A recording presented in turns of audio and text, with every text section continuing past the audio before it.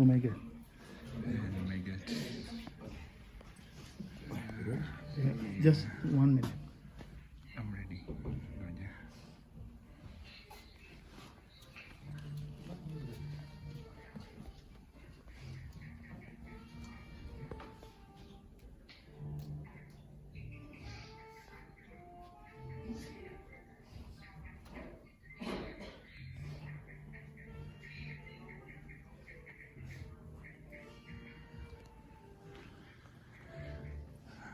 Nimekutumia link Kwa kwa WhatsApp.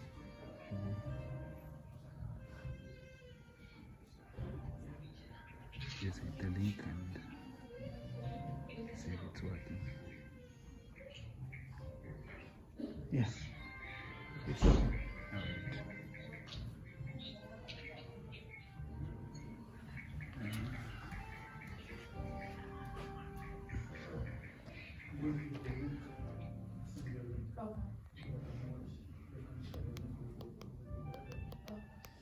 Because it's not going live, so you share that link with wherever they are, they can watch it.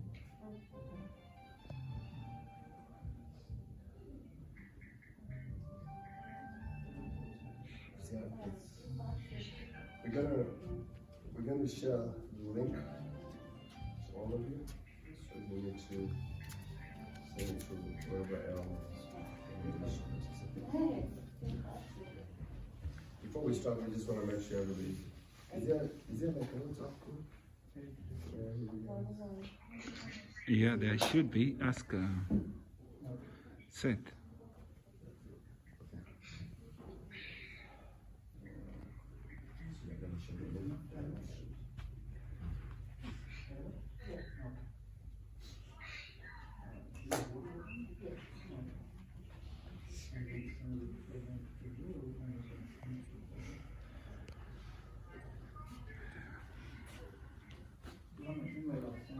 The link to our group.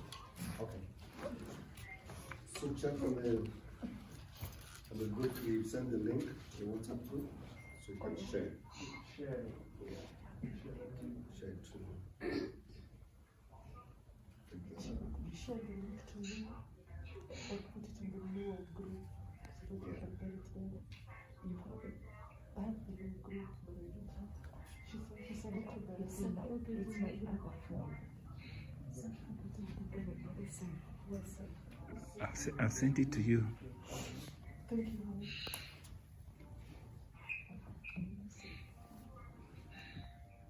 You can send it to our group. I'll send you the link. Yeah, I'll just put it in the new group. Okay. Ready? Yeah, I've sent it. The new group, I'll send it to. Okay, I'm giving everybody 1 minute to finish with the main stuff on the list.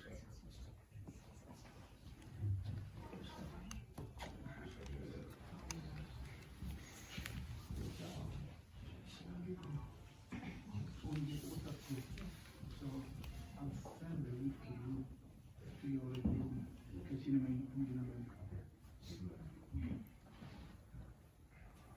It doesn't fit me. It doesn't fit me. Okay, we're gonna go ahead and get started. Thank you everybody for being here. Before we get started, we're gonna stand up and get a word of prayer from Elder Michael.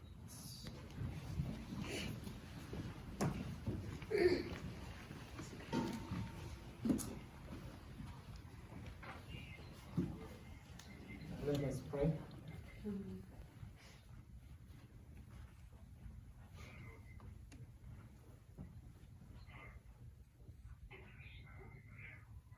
Pay attention. Let's pray. Our God, we want to thank you this morning for you have made it possible for us to be here. It is a sorrowful time that we have missed one of us truly. Lord, as we are here to do this function of prayer and worship, we God lives. Be with us, bless us, and guide all the programs ahead of us, all the way up to the time we will be married. And this is our prayer in Jesus' name. Amen. Let's be seated. This is where you want me to? Yeah.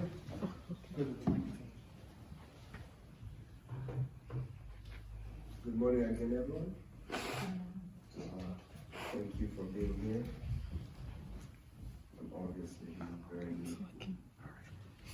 difficult time for all of us. And I just wanted to start by thanking Nancy. I've known Nancy for over 17 years, I believe. Longer than that. And as I was going through all our messages and all our conversations,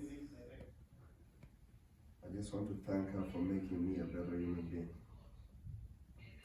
And to thank her for always having that, Sasa, how you doing? Greeting for me.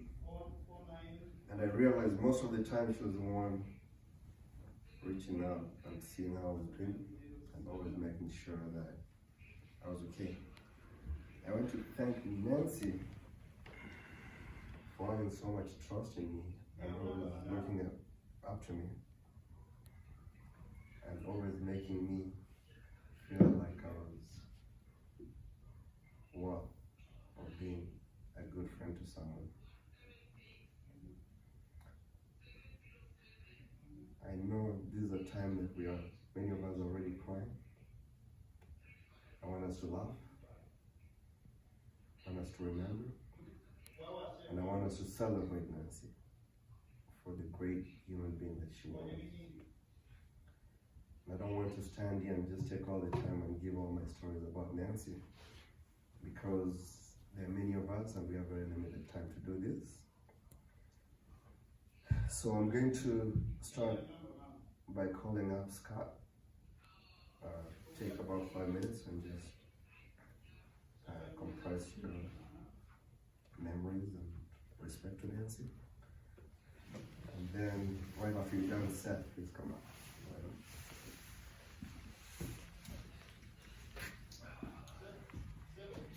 Thanks, Lamak. So I had the privilege of being Nancy's partner the last 2 years of her life, and I'm actually going to tell some stories because I have a lot of stories that I need to share with people. And the first thing about Nancy that I discovered was how private of a person she was, and how when you got to know her and she let you in, it was the most beautiful thing that I can ever describe or imagine that I could have found in life.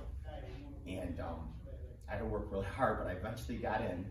And after like the first 3 months we were together, we were having a conversation in the car, and I said, you know, we probably should be sharing everything about each other, and there's something that I need to tell you about myself. And she's like, well, there's something I need to tell about you. And she told me that she had this, very few people know this about her, but I have to tell this. She had this thing where she liked to shake a stick. And I said, what in the world is that? And she said, well, I don't have it with me. I said, well, where do we need to go to get the stick? And she's like, okay. So we went to Walmart, and on the TVs, they have these straps that go around the TVs. And she said, that's the stick. And I'm like, you know what? I didn't ask questions. I grabbed it and I said, all right, here you go. And about a week later, I came over, and she had this, which used to be a straight stick all mangled up. And she was going like this. And I'm like, you can't, like we were about to go outside. I said, you can't let people see what you're doing with it. Like, we gotta just like keep it either in here or in the car. And she goes, I know. She goes, nobody knows about this, but her sister Linda knew about it, and I don't know if anybody else in the room knows about it. So I felt really like honored. And then I told her I like to go on the inside of my sleeve, where it's like, I've been doing that since I was a baby. And no one understood it, but she understood it. And so we would go for road trips, and she would be shaking this with her right hand, and I'd be holding onto her other hand. And that was it. It was the stick shaker. And then one other story I want to share is Nancy really loved hiking, and she loved to be healthy. And I was here on a weekend, and we had skipped hiking on Saturday and Sunday because we were just exhausted. And so Sunday we went to go listen to live music downtown Tucson here. And we were just like, we had not eaten the best all weekend. And we looked at each other, and I said, do you want to go hiking now? And she goes, you want to go now? And it was getting later in the day. And I'm like, yeah. And she's like, all right, let's do it. So we went back to her apartment, we got in our hiking gear, and we were racing against the sun setting. And for any of you who have hiked in Arizona, you probably don't want to hike in the dark here. And so we were racing to the hill, and we got there, and Nancy had this thing where she would always come behind me and scare me. And so I'm walking in front of her, and I'm looking around, and all of a sudden she's like this, and I go, like this. She goes, you sound worse than a girl. And I'm like, well, that's because because you were trying to scare me, and I'm getting ready for the snakes and whatever else is out there. So we kept walking, and I'm looking, and I start hearing things, and I'm like, well, just wait, like, just give me a chance. I'm gonna show you I can handle this. And this guy comes walking down the trail. We maybe got 10 minutes in, and you can start hearing things. The guy goes, there's 2 rattlesnakes right down there. I turned around and ran, and she's like, why are you leaving me? I'm like, did you hear him? Let's go. And so we ran back to the car, and the whole way home, she's like, we argued about, she's like, you're such a girl. I'm not a girl. Like, those snakes can jump up to 10 feet. Like, you don't know that, but I do, because I've studied this. And then I used to come down and get her bottle of water, and I used to have to bring it up 2 flights of stairs. And I would always come down, and I would say, hey, it looks like your water's okay. And she goes, no, it's not. No, it's not. I'm like, so I need to go get your water. And just the little things that I experienced with her, and I got to see her excel. I want all of you to know that she had the most fantastic last few weeks of her life. She had started her new pharmacy position. She was, all the work that she'd done, what I admired most about her was I had never seen anybody work as hard as her in my life. I was in awe of how, just in the trenches working every day. And she had such a work ethic. And she was starting her new role as a manager. And we had come so far in 2 years, and she had reached a point in her life where it was all there. And I want to celebrate that today. I want to celebrate that she went out in a very happy place. And what I learned from her is, if you're a guy, always open the doors for a woman. Do not let the woman go before you through the door, or don't go in front of the woman through the door. She taught me that, and I remember, I think the rest of my life, I'm gonna be racing to open the doors, because she taught me how to really respect who you love. And it wasn't always easy, but loving her was something I've never experienced as I got to know her more and more. And I just want to celebrate her today. And I thank you all from the bottom of my heart for being here. Thank you. Thank you, Scott. Sir.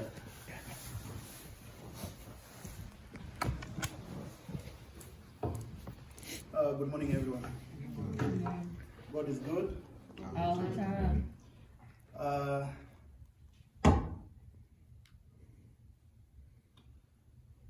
Death is something that God hid from us.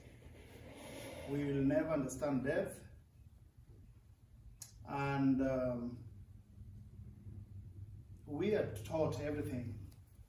We are taught how to manage our time. We are taught how to manage our finances. We are taught how to manage our emotions.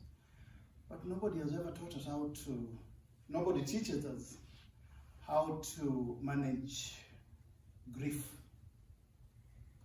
it is difficult when you lose someone.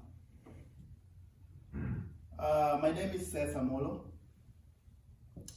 I'm from Ahero.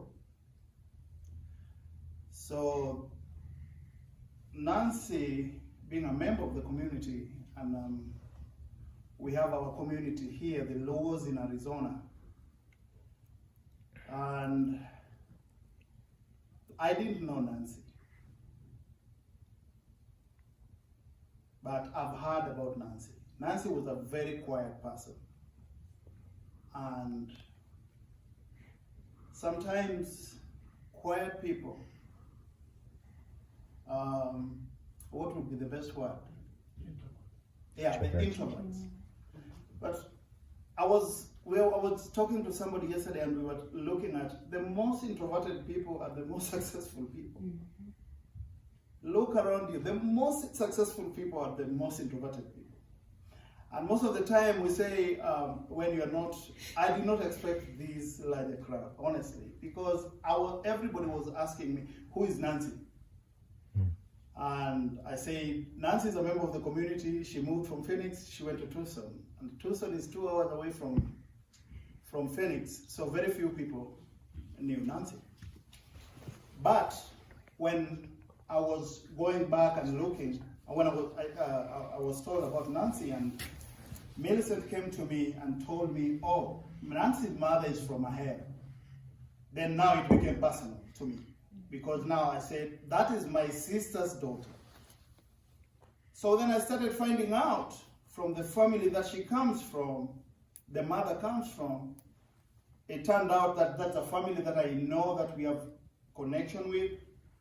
And then in Homer Bay, where my mother-in-law is, they know Nancy, they know Sheila, they know Daisy, they know everybody, and they know Hunter, Nancy's father. So I'm here representing so many interests. I mean, representing the community in Arizona, I mean, representing Kano, and I'm representing Homer Bay.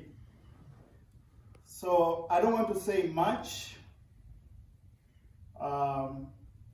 Good deeds are done when people are alive. She did her part, and that is why all of you are here. To the family members, we are here with you, we mourn with you, we grieve with you, and we are here for you. If you guys need anything, please let us know.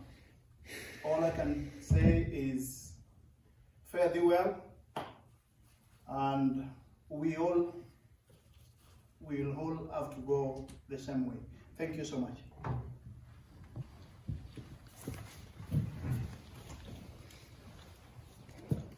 Thank you very much, sir. So I'll also give you one story about Nancy. And you'll keep hearing one or two as we continue.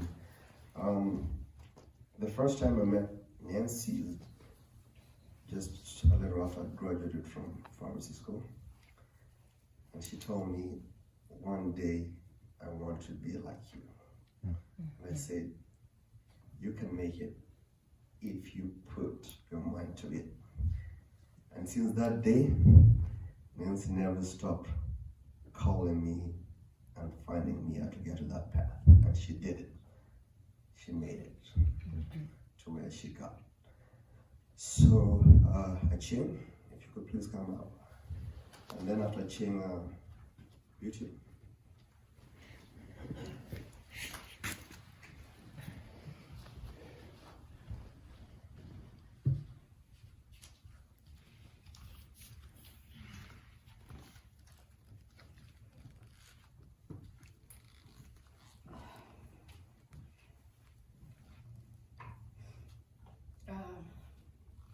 I think I'd like to say good morning, but to me it's not a good morning, because there's so much pain. Like nothing prepares you to come and speak in a friend's funeral. You wanna come to a graduation or her wedding or her, just some good stuff, not painful stuff. But I'm here today, and I'm here to represent Phoenix. And with me, I have my sisters. This is Mary, your daddy, and my sister Pam. I'm representing her sisters from Phoenix. There's Patricia Goa from California. There's Judith Amolo from Houston. There's Ken Owano from Ohio. They all said their love and they're in pain. When I stand here, like, I don't know, it would take me, I don't know how many months or years to say what me and Nancy had. I called her Atieno. To her, to me, she was Atieno. To her, I was Atieno, always. Because those are our Luo names. And we were so proud of our people. We were proud of where we came from. And that's why we kept using our Luo names. And with her, I first met Atieno. So when I say Atieno, it's Nancy. So I first met Atieno when she moved in from Colorado. So we met, and just something about the two of us clicked, and we talked. We were so close, we talked for hours. Atieno, we talk the whole night. I remember, okay, my husband would be like, what do you guys talk about? The whole, like 12 hours, like, what do you guys talk about? And he'd be like, he'd call her, because it's Atieno, but he's an American, so he'd be like, Atieno. So he's like, what do you guys in Atieno talk about? For 12 hours, really? So it would be about everything, about her, her school stuff, things that made her mad at school, about, our families back home. She knew everything about my family. I knew everything about our family. Deep. It was deep between me and her. It was so deep. We were not just friends. We were sisters, like deep sisters. So I don't know if you guys know that Atieno had, she had a medical issue, right? She used to have seizures. And the thing that touches me most was whenever she had a seizure and she was in the hospital, the first call I'd get would be, is this, they couldn't pronounce my name good, so it'd be like, Antje, is this, we just wanted to tell you that your sister is in the hospital, and the only thing she could remember, she can't remember her name, she couldn't remember her date of birth, she couldn't remember the president. The only thing Atieno could remember was when she woke up was, please call my sister. Her phone number is 602, and she'd say the exact number. So one day the doctor told me, he's like, this thing is deep. It's deep because she can't remember anything, but the first thing she wakes up to is your phone number and just your name. And she'd be like, did you guys call my sister? Did you tell her I'm sick? So even my husband knew when they called, he'd be like, your sister is sick, and the doctor called and said you need to rush to the hospital. So with Atieno, I knew the struggles. I watched the struggles when she was going to school. I saw her happy days. I saw when she was really, really sick. But even when she was sick, she'd wake up and study and do everything she had to do to make it to be a pharmacist. So one day when she was graduating, a week before her graduation in Washington, I remember her mom was coming and I wasn't sure if I was gonna make it. She called, she was so emotional, she was crying like, Atieno, are you gonna make it? So I said, Atieno, I don't think so, but I'm gonna try. And she started crying, she's like, please. So I told her, listen, Atieno, where you work, I was like in my little language, stop crying. Yeah, I just want you to take a moment, take a mirror and look at yourself. Do you know how proud we are of you? Of what you've made, what you've accomplished? So much. We are so proud of you. So just take a moment and breathe. And today I stand here saying, I know I'm in pain, but my pain cannot compare to her mom's pain, her family. Atieno, I'm still proud of you, what you made and what you accomplished. So in her honor, I want to sing a song, a Luo song, in her honor. But before I say that, I want to say one last thing, please. A lot of people, when she passed, so I posted the stuff in the Kenyan community, law community, and I was like, a lot of people call me. We don't know her. She never used to talk to people.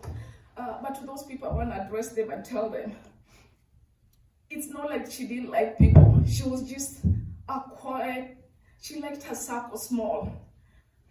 We went to church on the other day, and her neighbor was like, your sister was so loving. Every day she'd check on me because she had breast cancer. She'd check on me every day and say, are you okay? Are you fine? So that's what I want you guys to know about my sister. She was quiet, but she just liked her circle small. And when she loved you, she really loved you deep. So today, Atieno, I want to tell you, I'm still proud of you. So sad. Can you join me in this song? And what would you read? In my language, the song means, take me up. Jesus, take me up. Let me be with you. Let me stay in your presence. Let me worship you. Cover me with your love. Said. And whoever knows in my language can help. Tingamalo Yesuroda, Tingamala Dala, Tingamalo Yesuroda, Tingamala Adiane, Dala Mulamba, Dala Musiki, Dala Mulamba, Dala Musiki, Dala Mulamba, Dala Musiki, Dala Imusa, Dala Mulamba, Dala Musiki. Konyakedo Yesuroda, Konyakeda vya chambima, Konyakedo Yesuroda, Konyakeda vya chambima, Adiane, Dala Mulomba, Dala Musingi, Dala Gayuku, Dala Mulomba, Dala Musingi.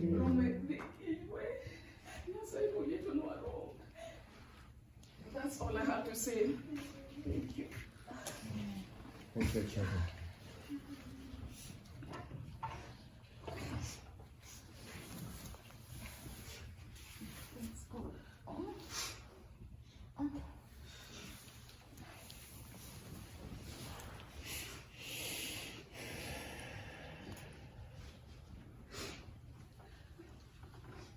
Good morning. Good morning. We have to draw our strength from God because this is difficult. This is hard no matter what. As Christians, we do cry with the hope that we are going to be together again in paradise, but it is really hard. Hebrews 13 verse 2 says, do not forget to entertain all strangers, for in so doing, some of you may have entertained angels without knowing it. I believe I did.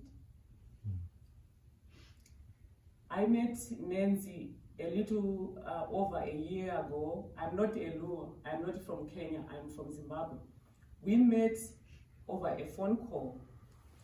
Some friendships, they take months, weeks, years to form. Mine with Nancy, it was only a phone call. I could hear the smile in her voice over the phone, and I knew I wanted to be friends with her. And that very weekend we met, and she became more like a sister to me. I can't even describe to you the void which has been left in my life because of passing of Nancy. And I want to tell you a story. It's something which really is very touching, because since this happened, this tragedy happened, every morning I would wake up with a heavy heart, and I would even speak loudly and say, what happened to you, Nancy?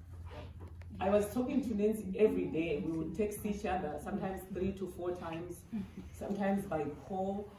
So every morning I would wake up and I knew something was wrong, and of course it came to me my heart was so heavy from the loss. But on Tuesday I was off, and I was by my bike, by my garden, and I was starting to exercise. And this beautiful hummingbird, it was blue-green, it came flying by me.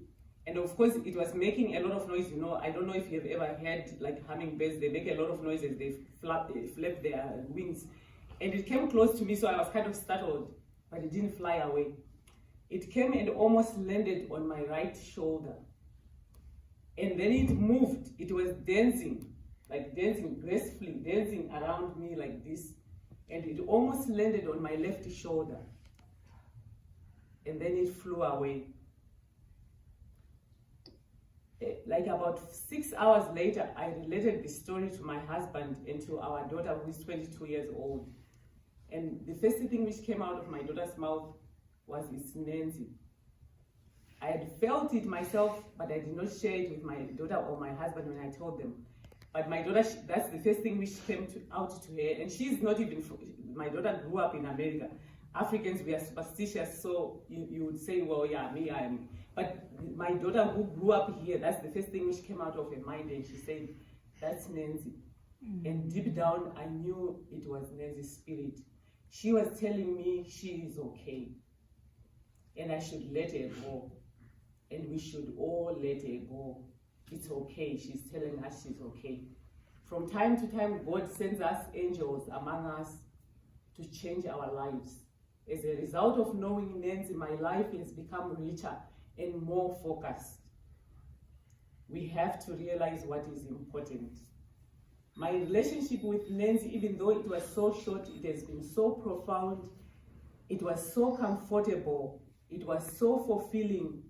I cannot even explain to anyone. I've never met another pharmacist whom I got along so well. We saw the world the same way. Even though we came from two different countries, we liked the same things. We could sit, like Atieno was saying, we could sit for hours talking about all different kinds of things, and it was a comfortable relationship. I am grateful to God that I had the opportunity to meet Nancy. My life has become richer as a result of her life.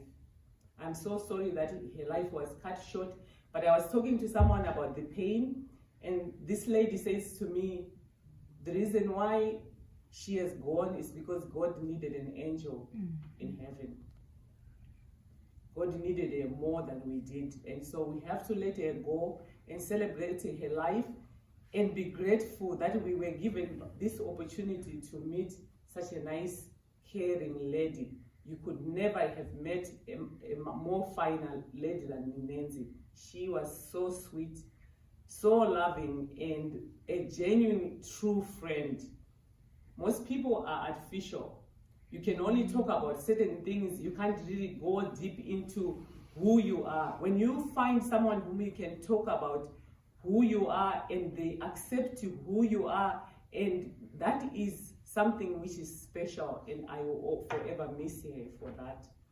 But I know she is okay. She is with God, and we have to let her go and celebrate her life. Every time we think of her, let's think of the fun things we spent. It is difficult, but we have to try for her mom's sake, because I know we have lost a deep friend, a sister, like whatever she was to us, but we have to think of her family and her mom. And I'm grateful to all of you to come here today to celebrate her life. Thank you.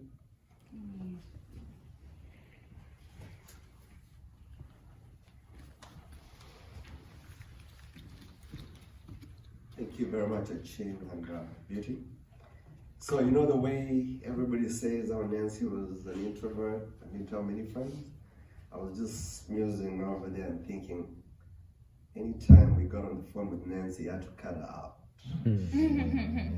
Talk and talk. The other, but if you ask my wife and those who know me well, my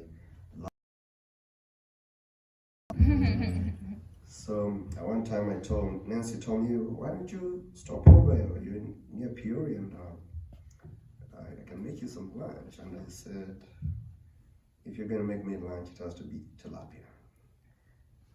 And since that time, anytime I ended up stopping at Nancy's house, it always had to be tilapia. And for that, I'm very thankful, Nancy. I must call one person up here and I'll tell you the story. Tyler. So for those of you who don't know the background, Nancy has been working for CVS. And I was away in Kenya for a few weeks, so we hadn't talked the last few weeks of our life. And unbeknown to me, this story came to be relayed by Beauty, that she had moved jobs by Beauty's referral to Walmart. And on the day that she passed away on Saturday, when that whole story happened, it was supposed to be our first date at Walmart. Now, in the morning, on Saturday morning, I get a call from a strange number, and I'm like, okay, I'll just pick it up. And there was a lady called Tyler, and Tyler tells me the supervisor of Nancy's job, and she was supposed to be at work, and she didn't show up this morning. Have you heard from her, because you're listed as the emergency contact? And I immediately told her, let me try call her, and then I'll get back to you. So I call Tyler back, and that's when she went with the police to Nancy's apartment, and that's how we were able to discover. Now, what was very striking to me is, you know, usually if somebody doesn't show up on their first day at work, you say, oh, forget it, they probably change their mind and that's their business. But this lady took it upon herself on the first day to do all this, and to me that's amazing. And for that, Tyler, I just want to give you a minute and say something.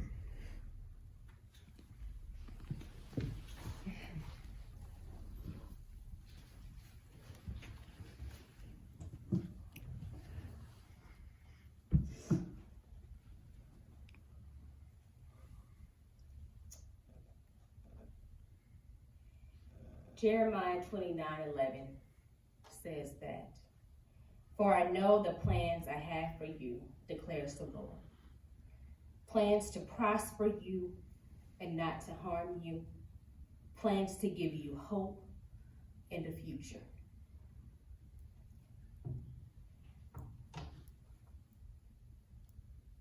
Nancy's time with me was short. But everything that I've learned through this experience about her, I was looking forward to our future together.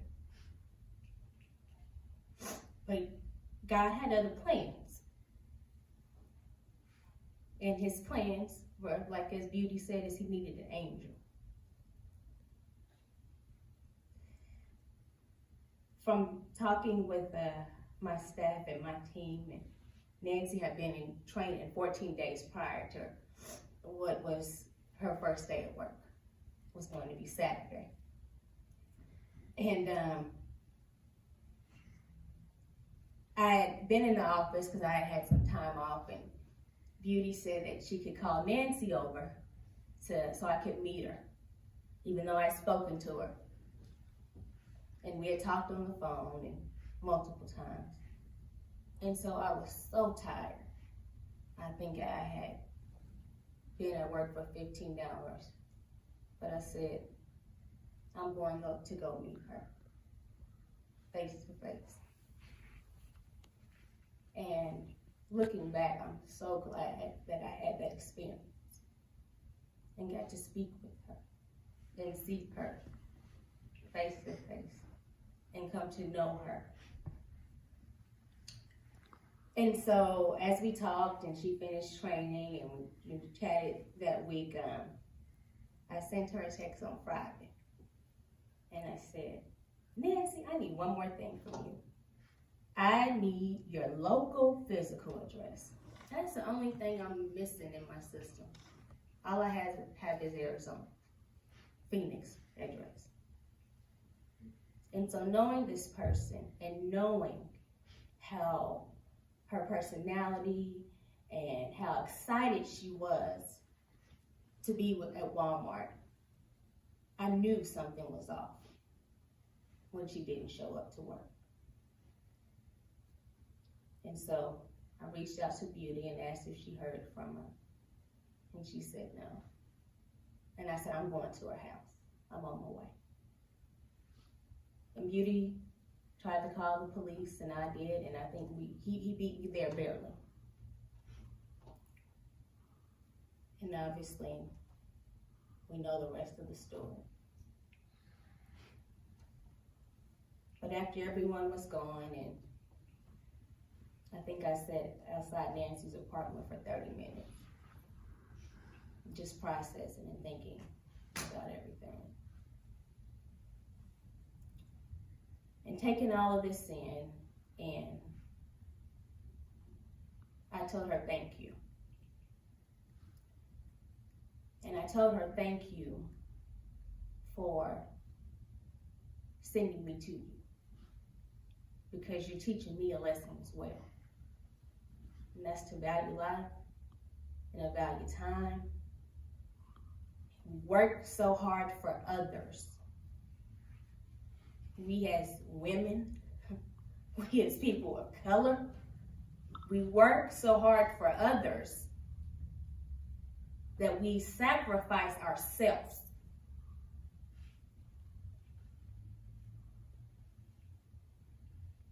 And this has been a wake-up call for me. And I am so grateful for Nancy sending me to her and teaching me that lesson. To slow down, to value life, to focus on ourselves. And as I heard about Nancy's story and what she did and how she came here on her own and made a way for herself and graduated pharmacy school, and the courage it took to come here without family and on the path that she was on, it even inspired me more. And so it was nothing but God, Beauty, as you said, sending us that message. It was nothing but God that I asked her for her phone number, for her physical, for her address, so I could find her. Right? It's nothing but God. I am so thankful. I am so appreciative. I'm grateful and honored to have met Nancy and have known her and to have her as a part of my Walmart family. And even though this is difficult and this is hard, God wanted her. And we have to accept his plan. He wanted her with him and in his arms. She prospered here. God had a plan for her.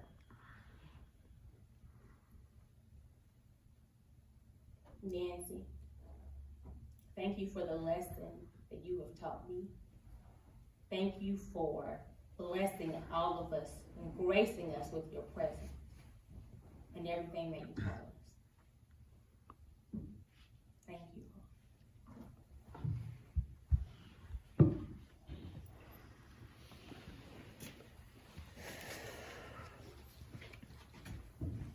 Thank you very much, Sally. So before I hand over to Uncle Frank, I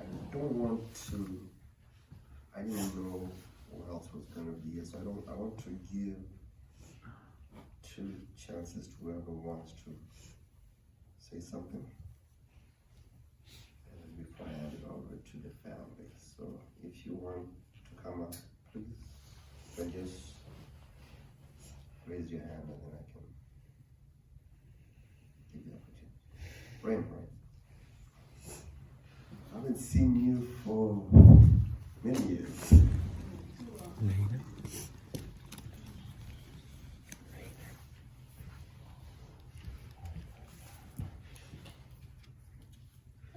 Hello, everybody. My name is Rayma.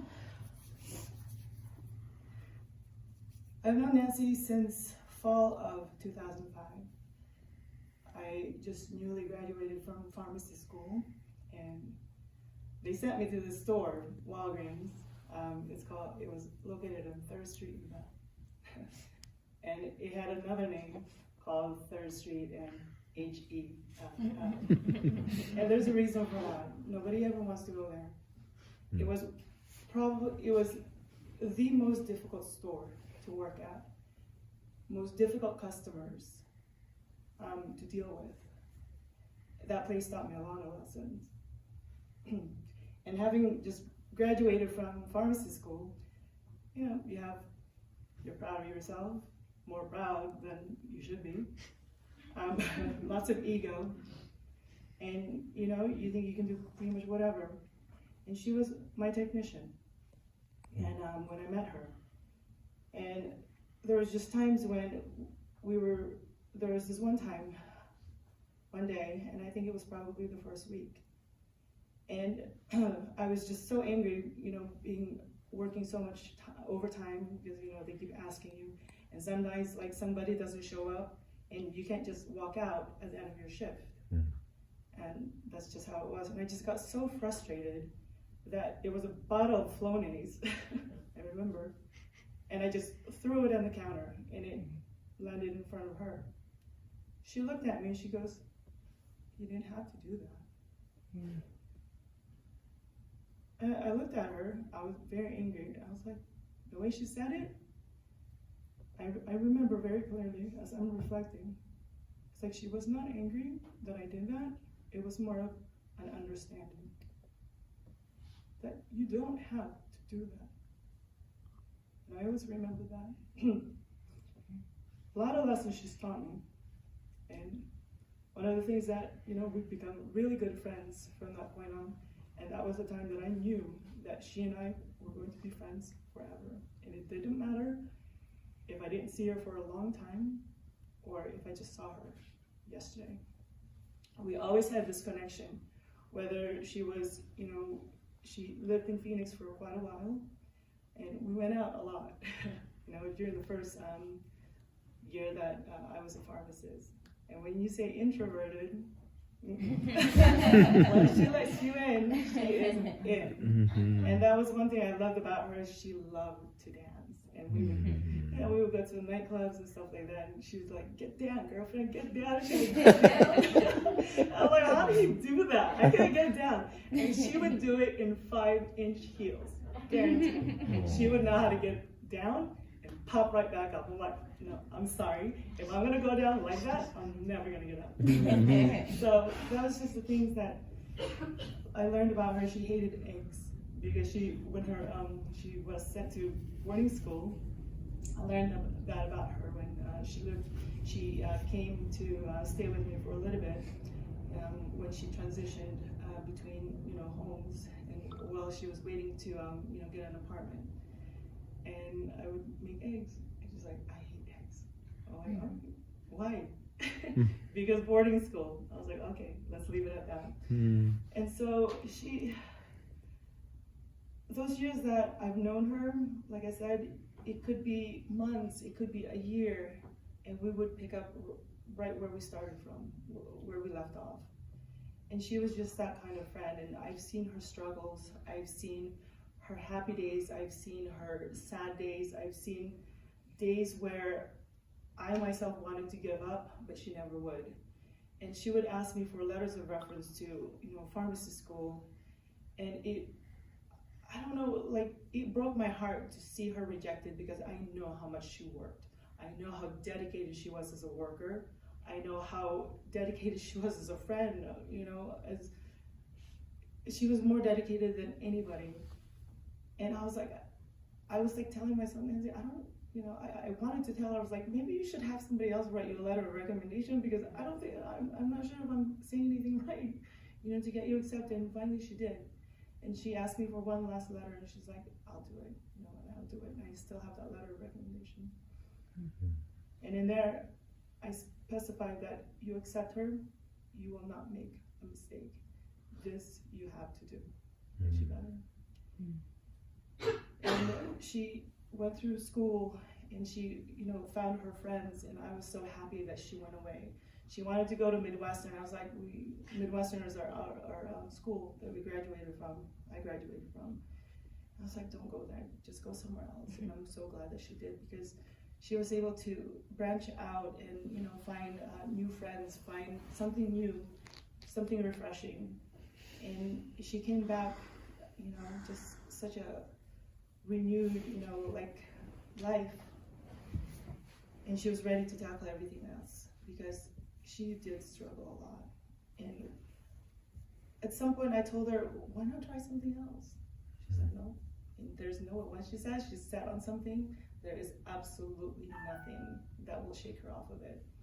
And even Mom Erica, she goes, I don't like this boyfriend that she has. Tell her to leave. I'm like, Mom, I will tell her, but I guarantee you, she will tell me no. She will do it on her own. And that's exactly the person that she's always been. When she's dedicated, she is dedicated head on. And so it was really shocking to me to hear about what happened.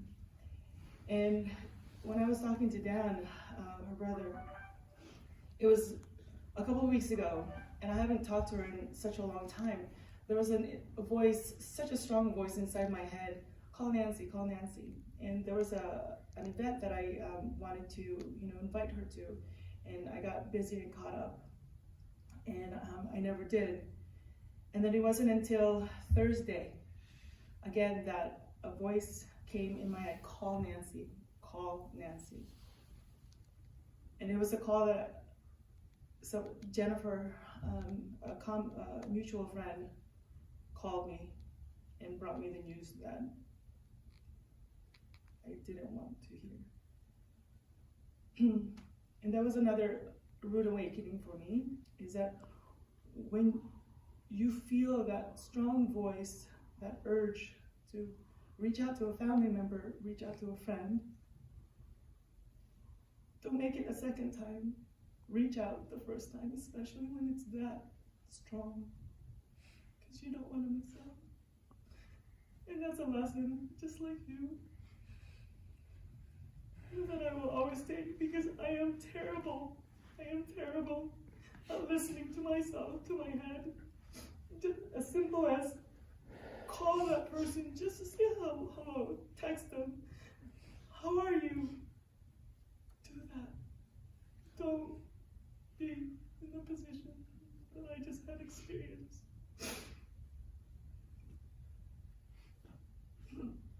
But to celebrate her, reflecting on all those years that I've known her, like I said, she was a friend like no other.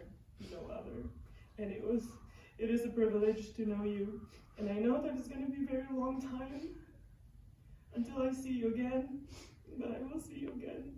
And we will pick up right from where we left off, I promise you. And another thing too, that we always talked about is Kenya. I've never been to Africa. And she always talked about Homa Bay and her mom. When she first came to Arizona, she was so busy with work, and she didn't want to tell work and that I can't show up or anything like that. So I took her mom and we went places, and showed her a good time. And I was like, I want to make her first trip to the U.S. as good of as an experience as I could make it. And ever since then, I was just so grateful to have met her. And so we always talked about me and her going to Africa. And so I said, well, if I go there, do I have to fetch my own water? And do I have to go in the dark to go to the bathroom? It's just like, well, I mean, we could make it happen like that. In other words, it didn't have to be. So I was like, no exception. We will have to do that. And I will go with you. As soon as that I can, I will go myself, but I will make it to see your mom. I promise you. Thank you.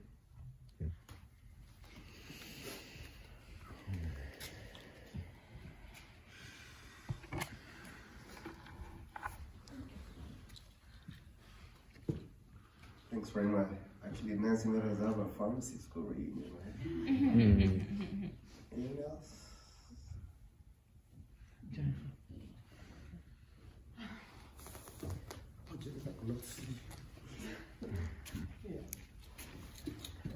Sorry, that's Jennifer, now our pharmacy school gang. Hi, my name is Jennifer. So Nancy is such an amazing human being. I met Nancy, I remember so clearly, in 2003. By then, I just joined pharmacy school, and she was working towards going to pharmacy school. And every time I read too much and I was so tired, pharmacy school never gave you a break. She could come and yank me out of the house and tell me, you need to dress like this, and you need to wear this, and let's go out and have fun. That's the Nancy that I knew. And it's so interesting looking back that every time I had a challenge, this lady walked into my life. So then I graduated pharmacy school, and when I'm having a tough time at work for some unknown reason, she's on the phone, and when you hear her voice, you think she's laughing. I never had her sigh, not one single time. So one time I was on my Facebook page and she was hiking. I asked her, Nancy, this place is beautiful, where are you? She goes like, oh, I'm in Sedona. I told her, you just passed me by and went hiking. She told me, don't worry, next time I'll come for you. Little did I know. And then when she graduated, I called her Dr. Nancy. She told me, Jennifer, that has a good ring to it. And when she talks, you think she's laughing. That's what I remember of her. And we were a group of Kenyan friends, and she knew how to relate to each and every one of us. Because people are different, but she brought us together.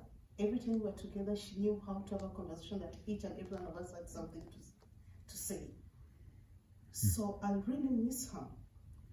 I had a few challenges, and I remember something telling me, call Nancy.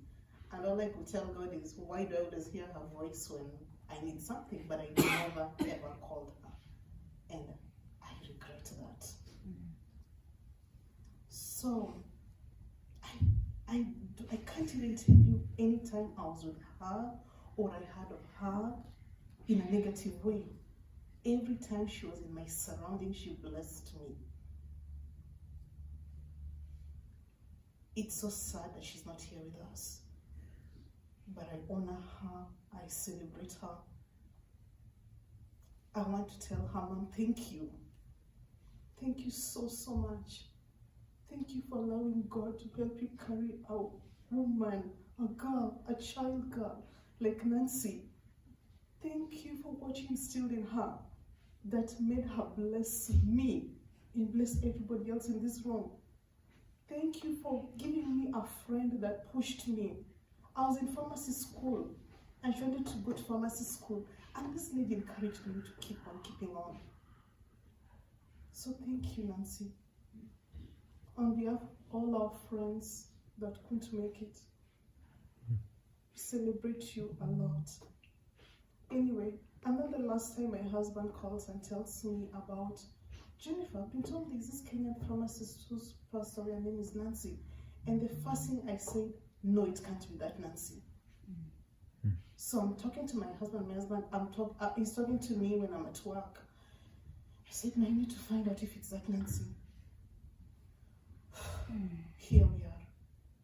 Nancy, thank you for blessing me. Thank you for blessing us. And thank you for this opportunity to just know who you are. Till we meet again. So I'm going to sing a song. I'm not a singer, I'm a pharmacist. I'm going to sing a song in my language. If you know it, you join me, but I've heard my mom sing this song. It's in her language. So here it goes. Epolo wana mora mora wana magiyesi wana mora aruba wana mora samaye sitelo mbele to wana ndito wana banya. Hallelujah. Anyway, the song says this, that in heaven we'll rejoice, in heaven we will dance. Jesus will be in front of us, And Nancy, you'll be there with me. You'll be there with us, and we'll just be dancing and thanking God. God bless you.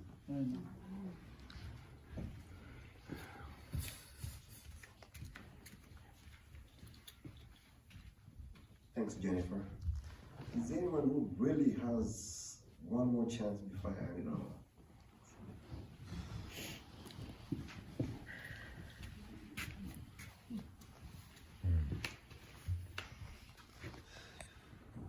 Hi, for those of you who don't know me, I come representing the Walmart family as well. And my name is Frederick James Eflowich, but I go by Efo. Like Beauty, my relationship with Nancy began over a phone call. You know, it's one of those things when someone calls for a transfer and I don't have an accent, but they do. And so I tried to listen and I was just like, oh, so Nancy Ogana, where are you from? You know, and then she proceeds to tell me that she's from Kenya. So the next thing you know is, Idinade, you know, because I found my sister right there because like me, I'm from Kenya as well, and I'm Luo. You know, so that relationship began there, and I think when Beauty had called me at some point, going ahead and tell me about Nancy, was like, oh, I know Nancy. You know, we talked. She was at CVS at the time, and you know, both Beauty and I had been working really hard. In fact, she had been instrumental in trying to go ahead and get her into the current role that she's in now. And Tyler, if you hadn't taken her, would have probably taken her on the neighborhood market side as well. You know, so. Waswahili husema asifuye mvua imenyea. So we're here basically to go ahead and sing Nancy's praises and just relate to how she went ahead and touched our lives. And sitting back and listening to Raina, sitting back and listening to you, Tyler, sitting back and listening to Atieno. You know, one of the things that is kind of hurts me was the fact that I got too busy. That introduction was made, but we never really stopped to go ahead and take that time to go ahead and talk and meet up. And I was used to, like, when I called her with a transfer, she'd be like, "Ilinade Baba," you know, just like, "How are you doing? You know, what's going on in your world?" You know, and I'd fill in on all the things that we were going on and undertaking. If I was taking a trip back home to Kenya, I'd let her know. In fact, the last time that's what I did, and when Beauty called to tell me that Nancy had passed, I was actually in Kenya at the time. And it's one of those things where you don't want to ever be our meeting, our very first meeting. This is it. But there were plenty of chances along the way that we could have probably gone ahead and done that. So just keeping it simple, because a lot has been said. It's the same thing and the same charge to everyone. Make the time, take the time, and cherish each other and cherish that time as well. Thank you.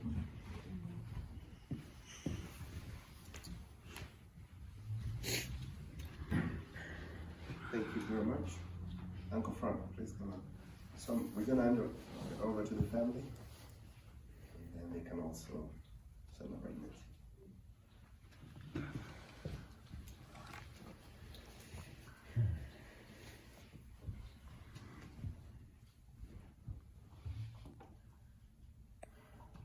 My name is Frank Abuto. I am Nancy's uncle. Nancy's mother is my sister. I have 9 other members of the family here from different parts of the country. I will be making some comments after they each stand up and introduce themselves. And then you lined up a few folks that from the family that will also make comments and speeches. So I'm going to start by calling them one by one. If I forget your name, please stand up nevertheless, because this is a very tough time. I'm going to start with a pharmacist, Dr. Jane Vera, to introduce herself. Good morning, everybody. Good morning. I'm Dr. Jane Vera. I'm Nancy's cousin, and I just want to thank you for coming here today. We'll say more later. I'm from Houston. Next, Lavenda. Good morning. My name is Lavenda Muirhead. I'm Nancy's cousin. Nancy's mom and my mom were very, very, very, very tight. They're two peas in a pod. And so because of that, we were always around Nancy. I actually went to a boarding school with Nancy and was with her for about 4 years. So I do know, Scott, when you say about the stick, before it was a stick, it was a long blade of grass. And we would try to snatch this blade of grass. Why you have this grass? And she would always find another blade. Eventually we gave up and we just let her be. So thank you. Next, Bernard. Yeah, good morning, everybody. Yeah, my name is Bernard. I'm also Nancy's cousin. She's the daughter of my dad's last sister. We'll say more later. Hi, my name is Penny Sodero. I'm Nancy's cousin. I'm a cousin and a neighbor and a sister. So, a babysitter too, to Nancy. Say my name. Martin. Good morning, everybody. Good morning. My name is Martin Owinyo. Nancy is my cousin. That's my brother as well, and all these are my cousins. We live in Atlanta, Georgia. I'm here with my wife, Teresa Owinyo, and we'll say more later. So thank you for everybody for being here. Next, Daryl. Good morning, everyone. My name is Beryl Ogana, and Nancy is my cousin and lived with us almost like a sister. And I will just go back to what you said. I'm really happy that she had all of you guys and she knew all of you guys. The last text I had with her was, let's just text next week and we can see each other on FaceTime. But it never did happen. So it's a tough lesson, but I'm just so glad that she knew all of you guys. And thank you for being here. And Cynthia? Hi, Cynthia. Like them, I'm her cousin. She was the daughter of my mom's sister. And I just kind of want to echo what everyone is saying. Just I feel very honored and thankful that you guys got to know her and got a chance to come here and say, celebrate her one more time. And like everyone else, I just feel really guilty that I didn't get to spend more time with her and talk to her more. But I really am thankful for all of you. So thank you so much. And then you Nora. Yeah. So I was gonna say, this is my wife Nora, that we can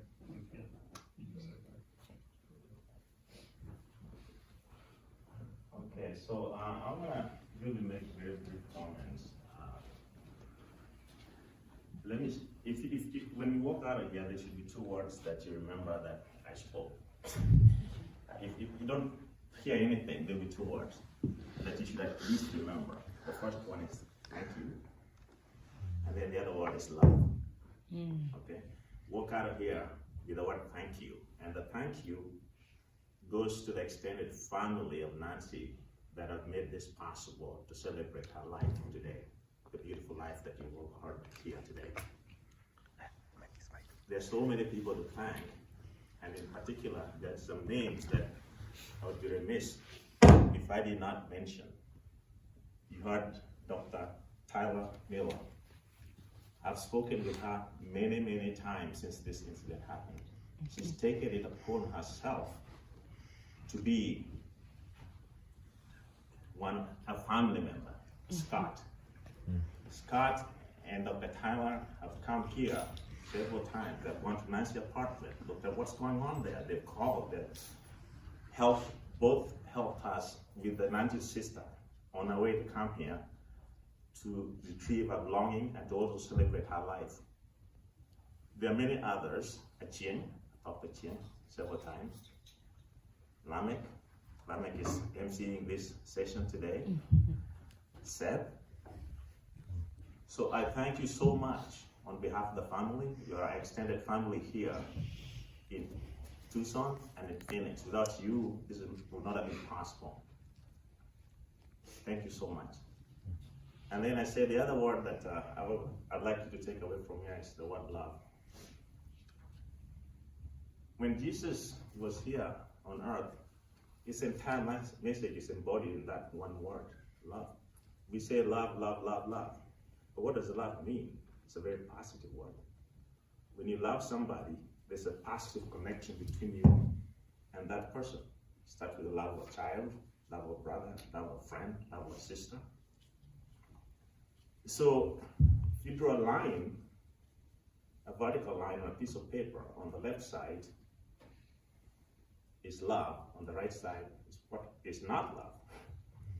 There's certain actions and words that are connected with love, and the actions and words that are not connected with love. They're very obvious. When you say kindness, that would go in the column of love. When you say honesty, that would go in the column of love. When you say empathy, that would go in the column of love. When you say integrity, that would go in the column of love. When you say jealousy, resentment, negative competition, you know where that goes. So I want you to walk here thinking about love, the love that you've experienced knowing Nancy, and the love that you've conveyed to her and make her life whole. We've talked about how she managed from very far. We all came from Kenya and we all have our struggles. We couldn't have been so proud of her when she got her PhD or a doctorate in pharmacy. It's with dignity, dignified quietness and determination that she was able to achieve that. There's one statement, I read it somewhere, that I always come to sometimes. It says, you only have yourself to compete with to succeed. We spend a lot of our energy, a lot of our brain cells chasing all kinds of stuff with other folks, when all we have is ourselves. If you measure yourself by what you can do and what you can do for others, everything falls in place. So Nancy only had herself to compete with. In my interactions with her, though in a lot of limited because of space, there's no time that she ever mentioned negative stuff about people. She doesn't spend time talking negatively about people, whether they're family or friends or whatever. She's always positive. Nancy has visited me just to kind of comment a few specific things that we did together. She visited me in Atlanta, maybe ever since came to the United States, I would say maybe 4 times. A number of times I sent her a ticket and she was a student, she'd come over visit me. And certain things that I remember, one of them I was reminded of when Lamek was speaking. She was helping me clean a house. You know, we were cleaning the house together. I got music playing in the center of the room, African music, we're all laughing and having a great time. And she called, Uncle Frank, I just like to be like you. She just like to be like you. So when somebody says something like that, it takes you back, right? Because it's evaluating yourself. But it stuck with me, okay? The other incident or time experience that we had is, I decided, I only have one child, and at that time he was young, maybe 10 years old, and I wanted to bring her to the Grand Canyon. So I called Nancy. At that time she was living in Phoenix. And she was so excited, and we were all excited. We got on a plane, we got to Phoenix. And then I rented a car, and she brought a friend of ours who was about the same age as her. We spent Like that. Stuff like black stuff, whatever. Okay, so I mean, I read the room for them, I read the room for myself and my son, and we had a great time. And then in the morning, here we go with our baseball caps, and we're driving, and we're having a good old time, singing African music. I get pulled over by a car. And there was a sheriff deputy, and he pulls me over, and my son hands over the registration from the glove compartment, and he takes his good old time. I'm saying, no, what the heck? I need to go over there. I want to catch line. I want to see Grand Canyon. And he just takes his good old time. After a long time, he comes back and hands it over to me and says, okay, hey, thank you, sir. You can go.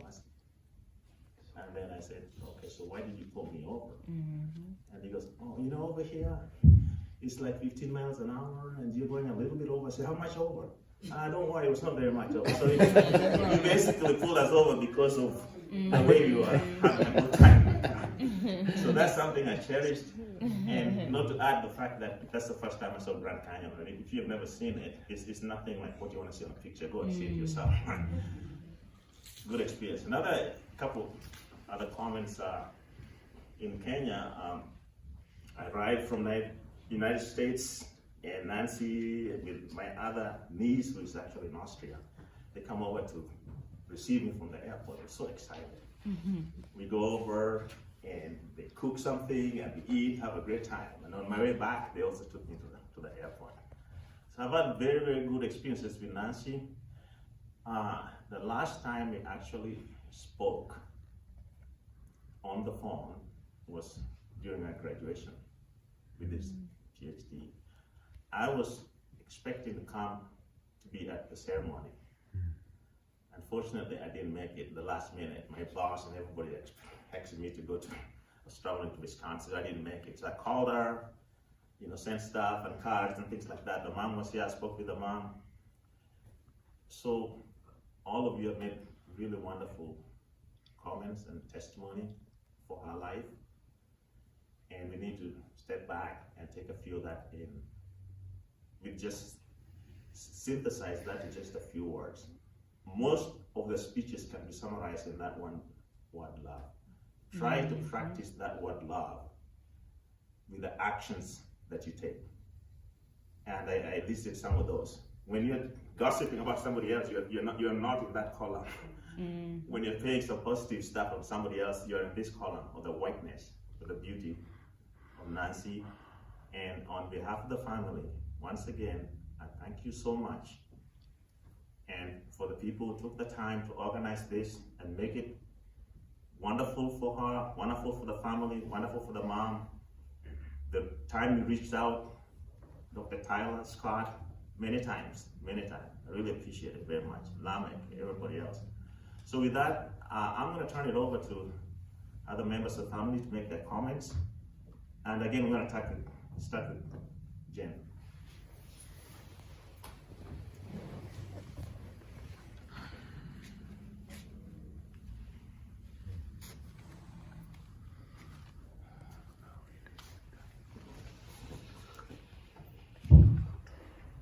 Thank you all for coming here. My name is Jane Odell. Nancy is my cousin, my baby sister. This is hard. Sometimes you may not hear me clearly. I'm going to give you a little background.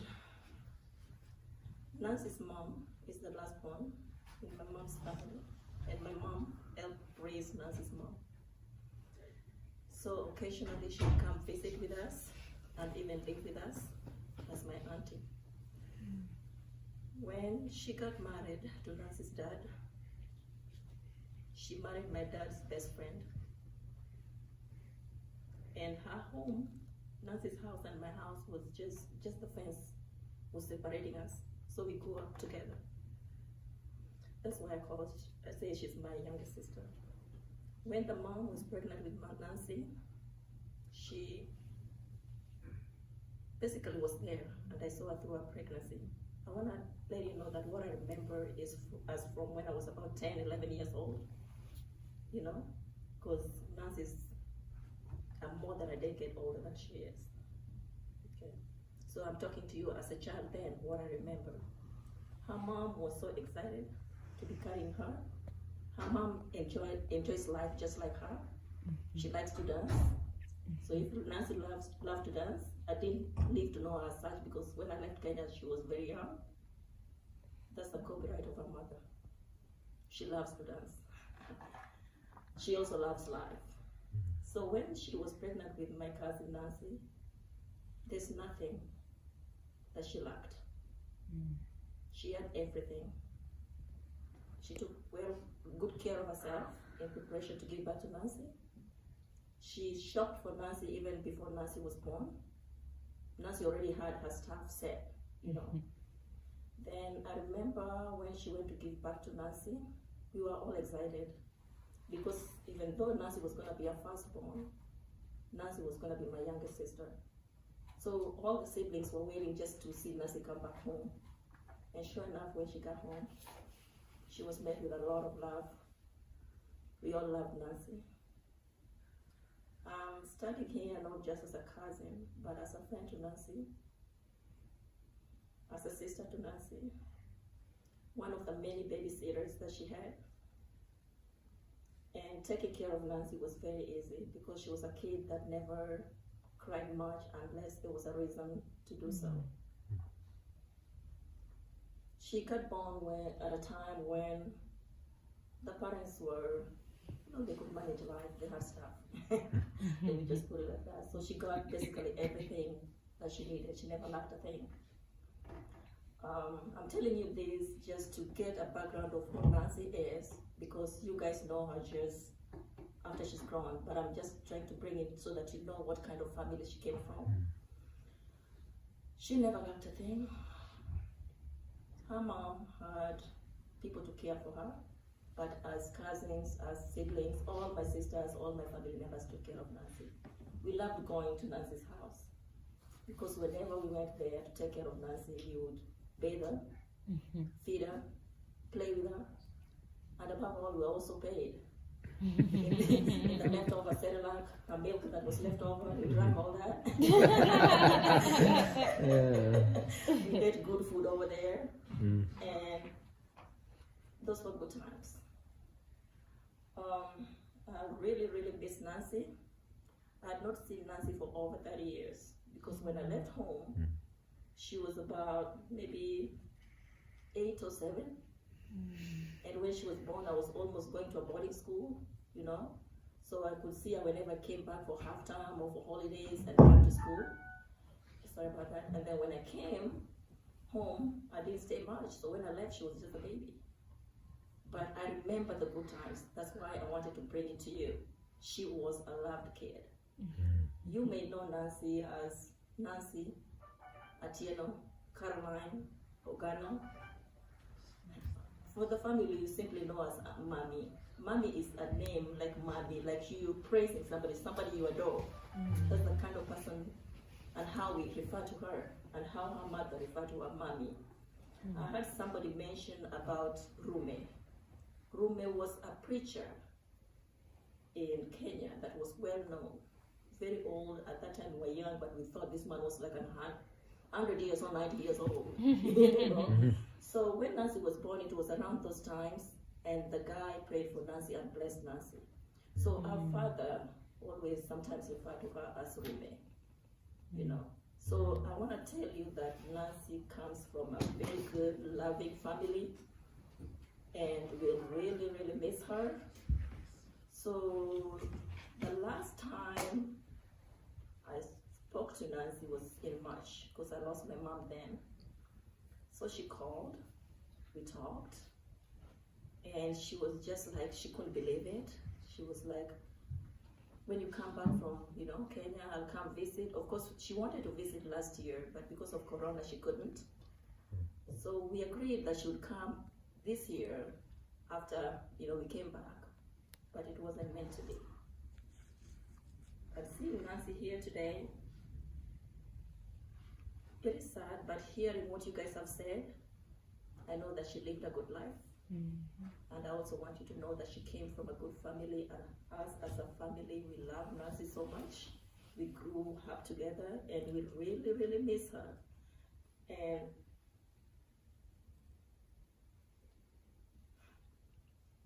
till we meet again, I pray that God will keep us safe until we meet again.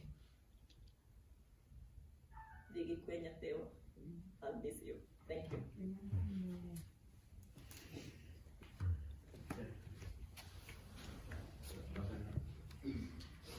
As Ogana is getting up, I want to also express special thanks to you. exceptional. She called me and gave my phone number to my sister, Nancy's mom, and Nancy's sister in Germany, and she's been a family member. Beauty, Scott, they're all the same. Good morning. My name is Lavin and Nancy was a sister.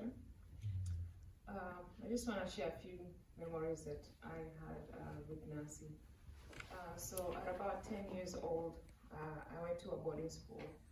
And, you know, if you went to a boarding school, it was kind of considered you get a better education, and that's something that is valued. And so every parent is always concerned about having their child in a boarding school, because you don't see your child for maybe, you know, 3 months at a time sometimes. And Nancy was very close and very fond with her mom, and her mom felt like if I was in a school, then she can go ahead and enroll Nancy in the same school, and she will have some companionship, and she would have, you know, someone to be with her. So me and Nancy were in the same school. Sometimes we'd be in the same class, and she was very brilliant, especially in mathematics and chemistry, things that I struggled with. So she helped me, you know, I would go in and say, I don't get this sum, and she'd be like, how do you not get this? So, you know, those are just the fond memories I had. And like I told you about the blade of grass, you know, she had things that she liked to do. And when I went to, when she came over to Colorado, and she was still doing that. I don't know if you remember that, Mark. She would still have like some sort of a stick. So just things, and you just accept her the way she was. Like everybody else, she's very quiet. I knew her before everybody started talking about her being an introvert, because we played, I mean, we'd go shopping together. Her mom would give her money and she would go do her hair, and, you know, just, we'd go to the market and try to find secondhand clothes. She always liked to be very stylish. So just the fond few memories I remember her. I'm gonna miss her. I love that you guys, the Arizona family, have been there for her. If you had the pleasure of being let in by Nancy, you're very privileged. And just thank you all. It's a sad day, but I'm glad that we get to see each other today. And we're gonna miss her. We're gonna miss her terribly. Thank you. Good night.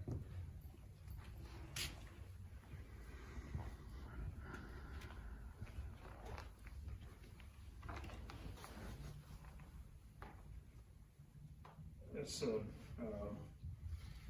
I remember Nancy's journey to the US started a few years back, several years back. There was a fundraiser. I remember Uncle Frank was around that time. We did a small fundraiser, and that worked out eventually. I remember seeing her off from Kenya with my parents. They were coming for my brother's and sister-in-law's wedding. She was very excited. We saw them off.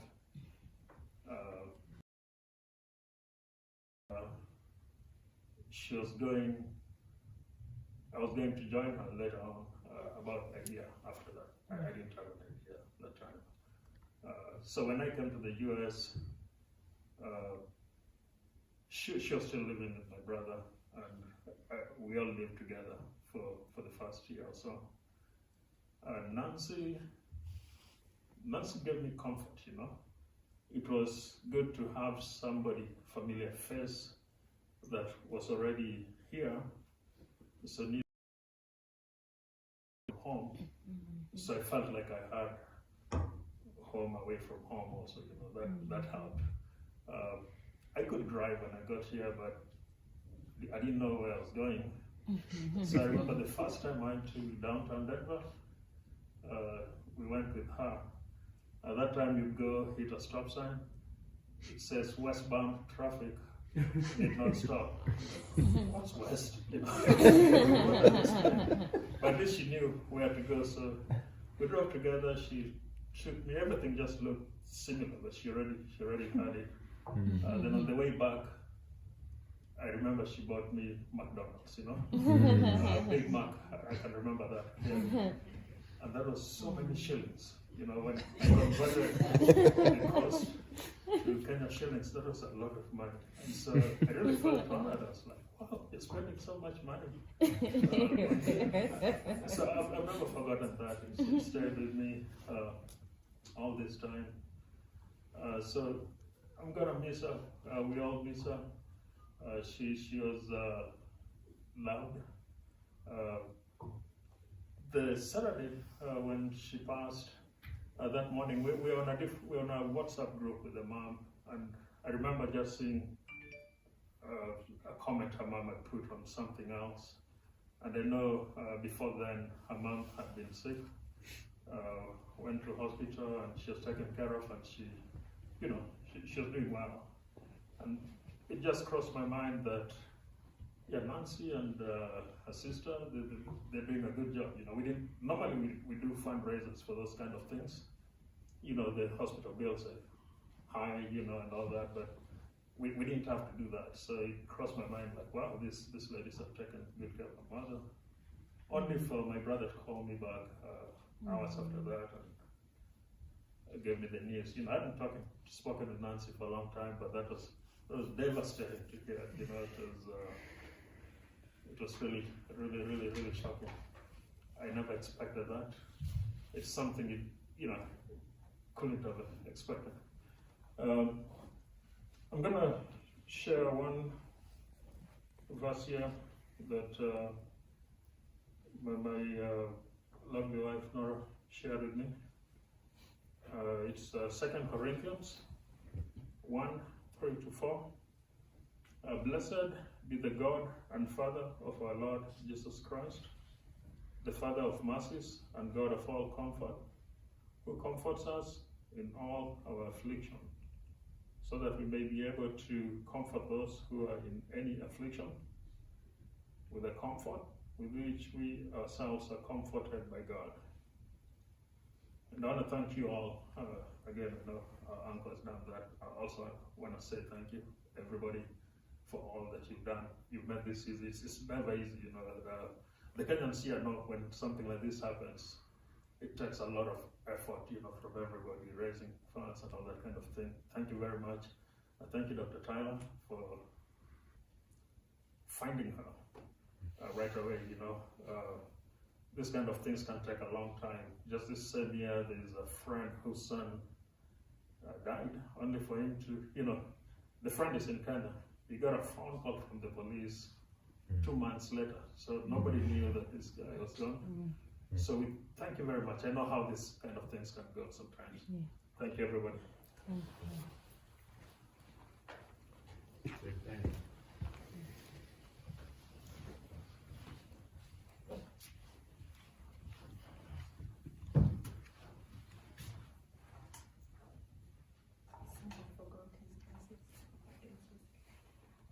Pen also there, they call me Pen, Nancy's first cousin. And Nancy is about 6 years younger than me. We basically grew up together. When Nancy was born, we were the little babysitters. And my sister has spoken a lot about Nancy's family and how we grew up. We were neighbors, we were cousins. And both houses, like, you could not differentiate because we just killed the fence and jump over for lunch. We were already there. They were not accounted for. When Nancy died,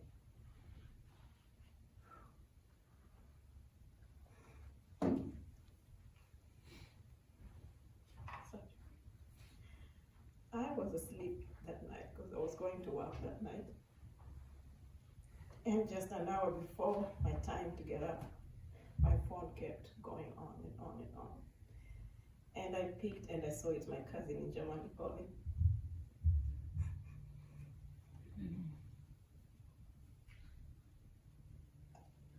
And then I said to myself, I'll call her later on when I get up. And then my aunt called me and I said something was wrong. And I didn't think it was going to be Nancy.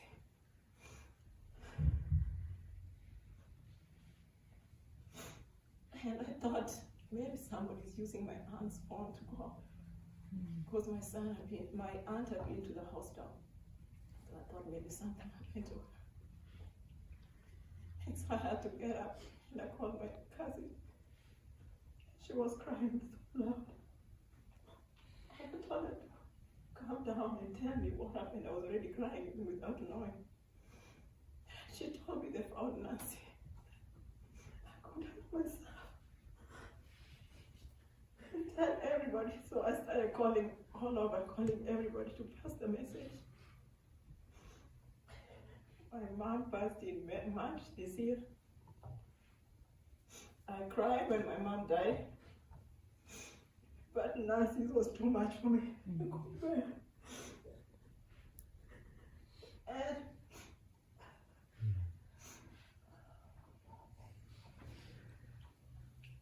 most of the time I'm okay. But when somebody asks me or starts talking about Nancy, I can't help it. I just start crying. I talked to Nancy last September the 16th.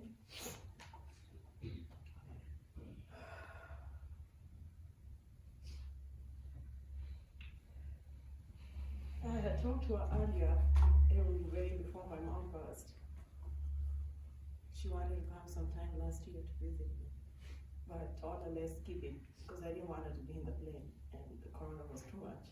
So I told her to hold on until it got better, so she could come and visit.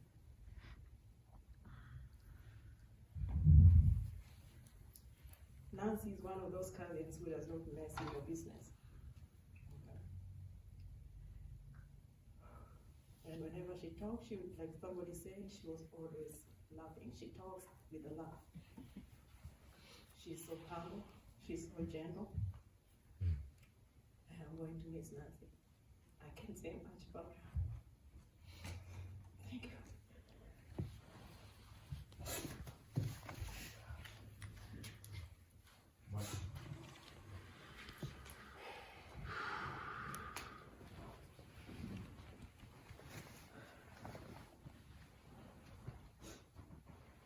Good morning again. Good afternoon, Atlanta. When Nancy came to the United States, she actually came to our house, my wife and I. That's the house she actually came in. That's the first house she ever lived in. And so we lived with Nancy for about 2 years. The biggest thing I remember, our daughter was about, Nina was about a year old. She was about a year. She really wasn't walking yet.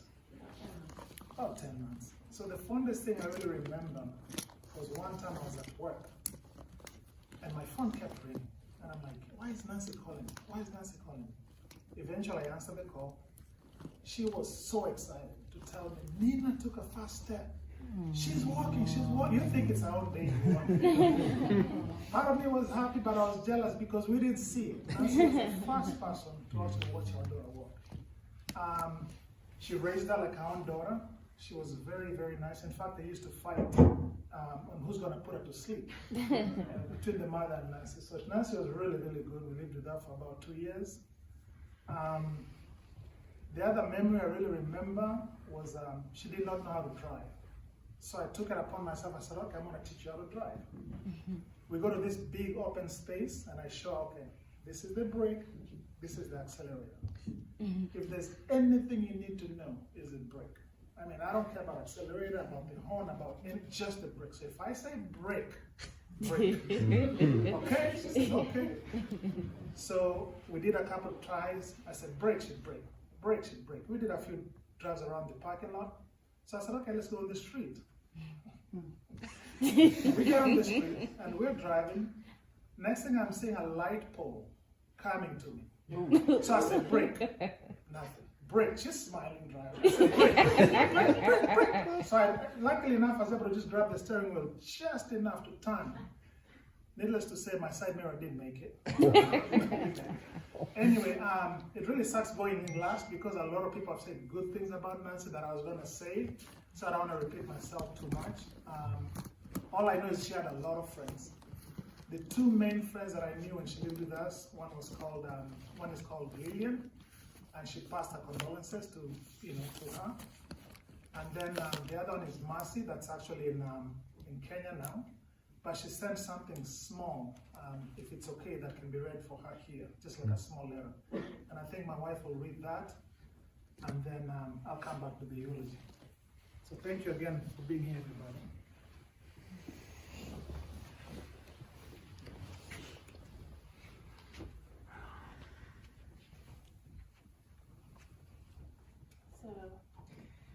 Morning.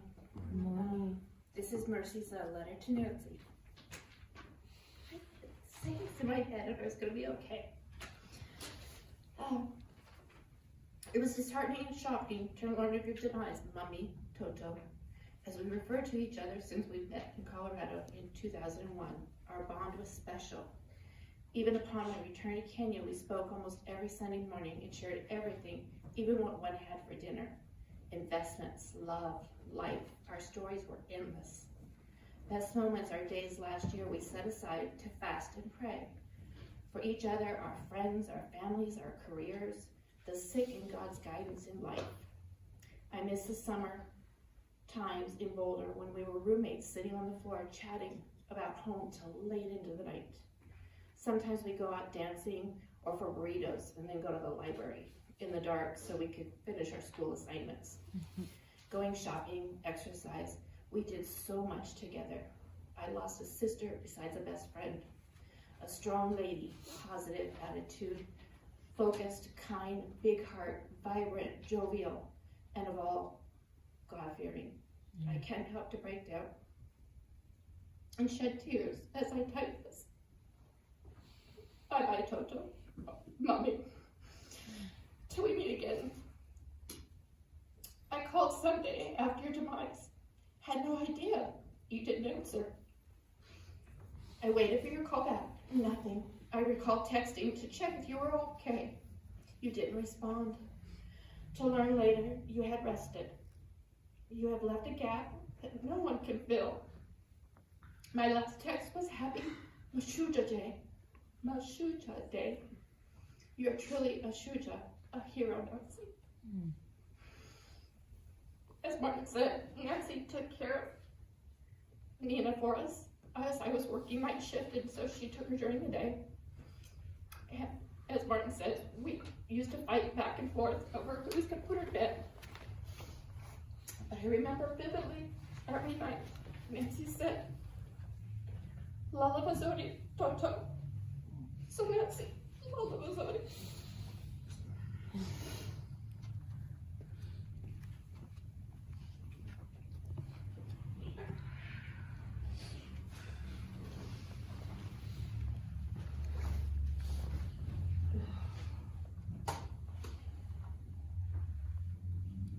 On behalf of my family, I'd like to begin by thanking everyone that is here today. For those who have sent their condolences, we have received countless phone calls, emails, texts, meals, visits, thoughts, and prayers. They have been both comforting during this difficult time and have been a reminder of the impact that Nancy had on so many others. A beloved daughter, sister, cousin, and friend. Dr. Nancy left this world unexpectedly at the age of 44 on 16th October 2021.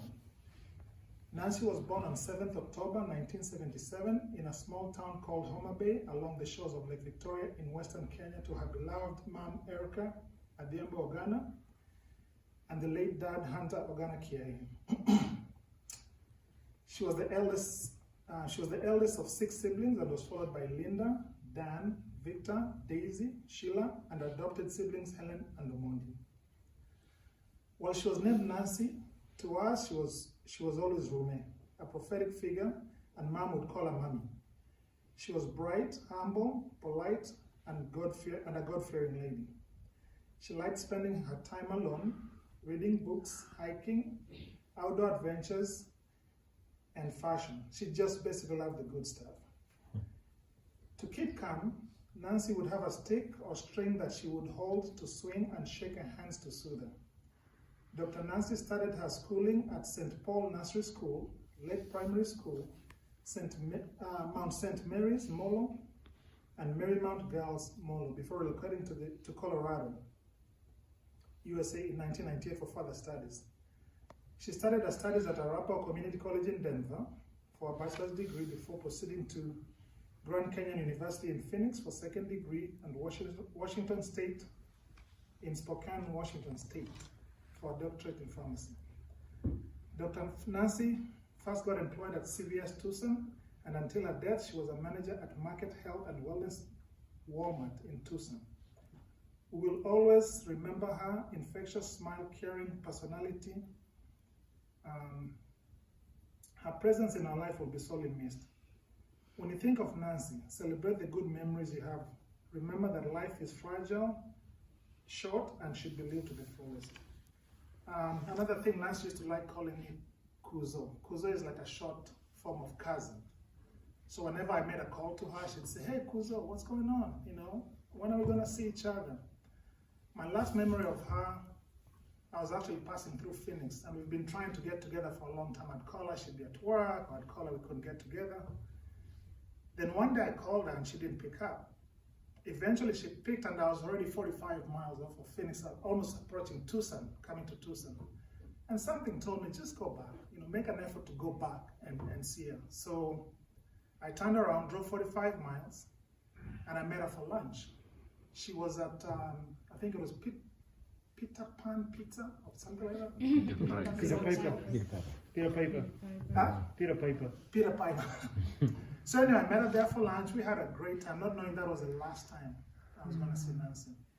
So for many years I've been passing in, I did not know where that restaurant was. And on Thursday I was in the area, and by coincidence the restaurant just appeared in my face. I'm thinking, wait a minute, this is why I met her for lunch.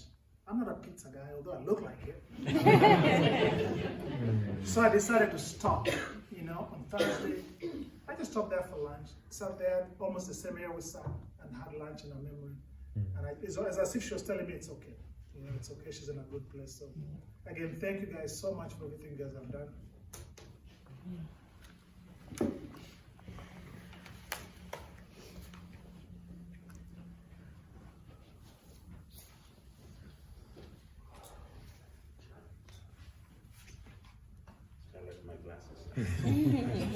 Okay, before I turn it over to Lamek, the MC, I just want to make a final quick comment.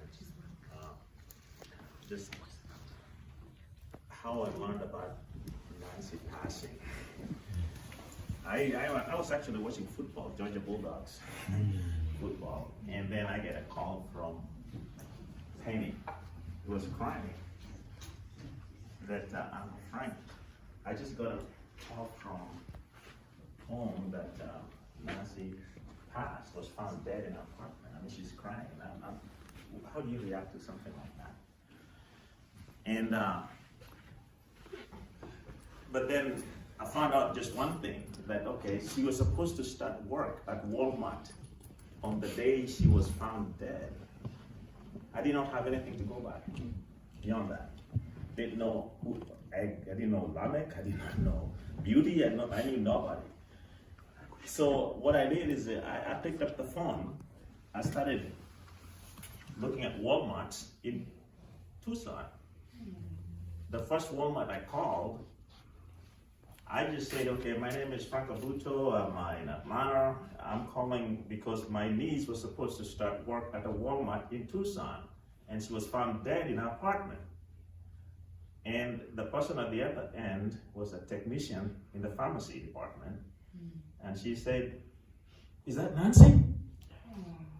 So I found out the very first Walmart that I called, I was just calling at random. Answer that call and said, I'm a technician. She said, I'm a technician. Let me call the pharmacist. She called the pharmacist. If I remember correctly, Roger. And I spoke to the pharmacist. And the pharmacist, she said, oh yes, Nancy was supposed to start here. We need to call the district office. And I said she was found dead in her apartment. And he kind of misunderstood. She thought I was saying she was found dead in my apartment. And she said, this needs to go to the police. And then after that, things started rolling. I got a call from Dr. Miller. and she told me exactly what happened, the same story that she relayed here. It was a really big shock to all of us. And before I turn it over now to Lamek, like I said at the beginning when I was up here, I just wanted you to leave you two things. Number one is thank you. And the thank you goes to the family. When I say family, I'm not talking about the family that just spoke.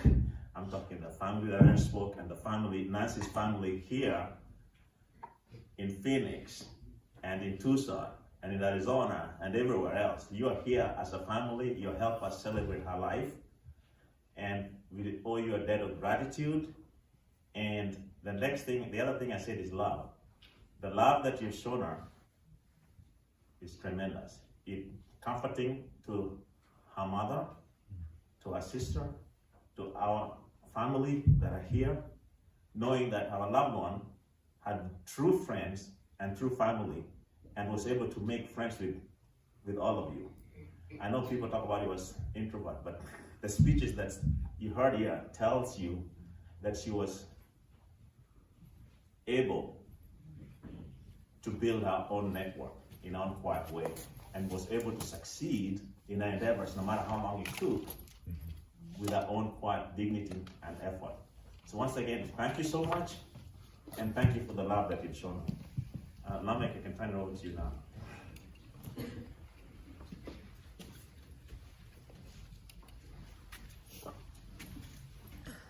Thank you, Uncle Frank, and the entire family for all that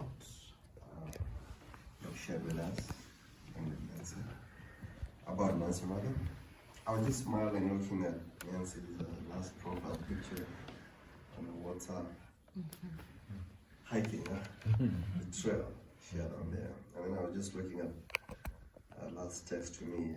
I told her I'm okay, thanks, and she says, I'm glad she's here. So, anyway. Now we're going to turn it over to get encouragement from the Word of God. And I just want to again thank Elder Francis Obaiba for being here. He's actually, as you heard all those beeps, he's actually running a church right now. And he's going to be preaching as soon as he's done from here. So I just called him and I said, can you help us? And his first words were yes. He made it work for us. So again, thanks, Elder. I'm gonna have to time you. I know some of you preachers like to go. So you have your 10-15 minutes.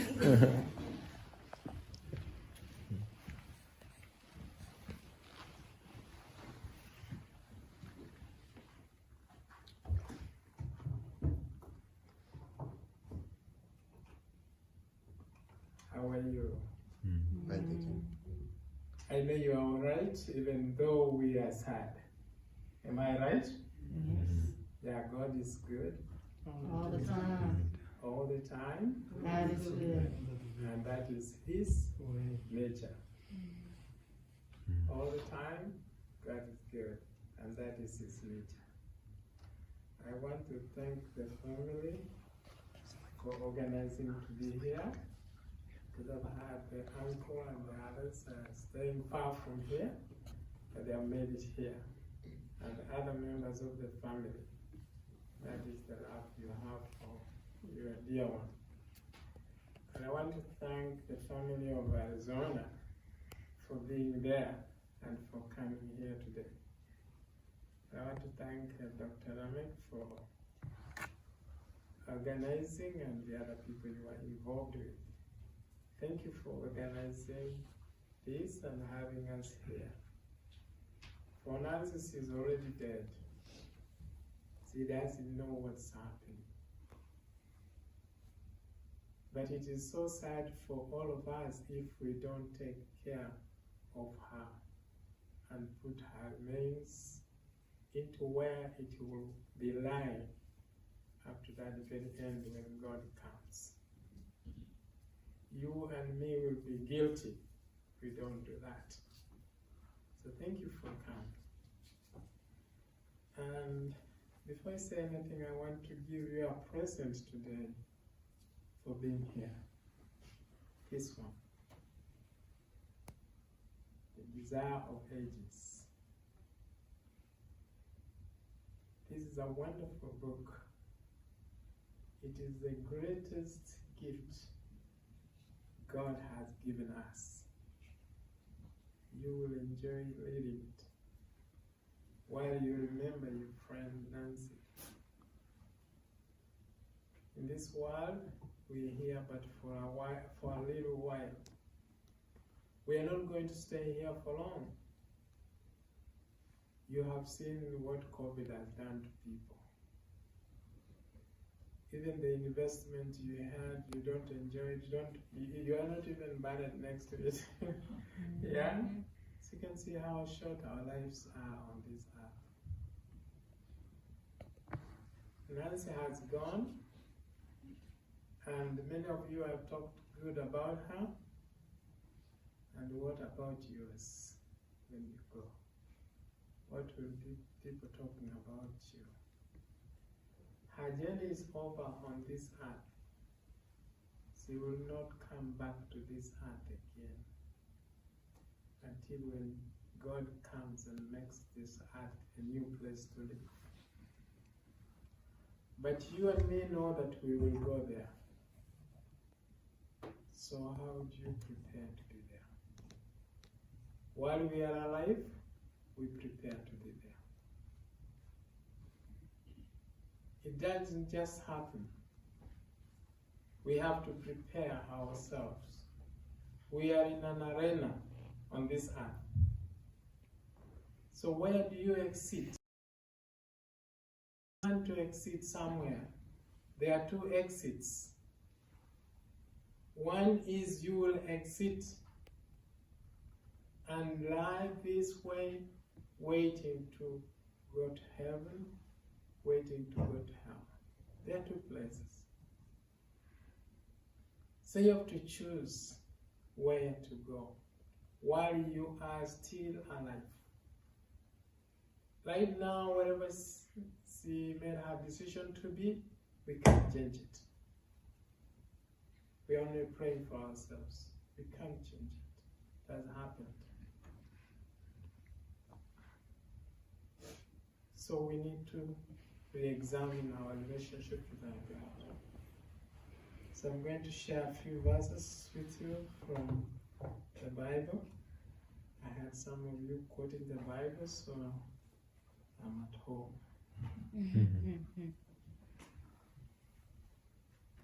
Our life is compared to the life of grass. And you get what I mean? Sometimes our pronunciations people don't get us, huh? Is compared to the life of grass. That you see it in the morning, it's glittering, it's so good. In the evening, it has withered and dried up and carried by the wind. You will never know where it came from. That is how our life is. Our life is now so nice, so flowerish. Next time you find we are withered and dried and died. We are not there again. That is the life we have. And this came in because of sin. It was not God's original intention. God wanted you and me to live forever in His presence. But the devil, who had already fought war in heaven, he rebelled and was drawn down here to this earth. He tempted our first parents, and they chose death from life. Why? Because they were deceived. And the deceiver is always going on deceiving us even today to make wrong choices. So when it happened like that, that was not the end. God in His love, and God is love. When you say you love, it means you have God. God is love. God in His love, He had made a plan before the foundation of the world to give us the precious gift you will see in this book, Jesus Christ. Amen? Amen. He came and died for you and me. Now you have a liberty again, you have a time to make a choice again for eternal life or eternal destruction. Through the plan that Jesus Christ has put in place. What does the Bible say in the book of Psalms? We're going to read from Psalms 103, verse 15 through 17. Psalms chapter number 103, verse 15 through 17.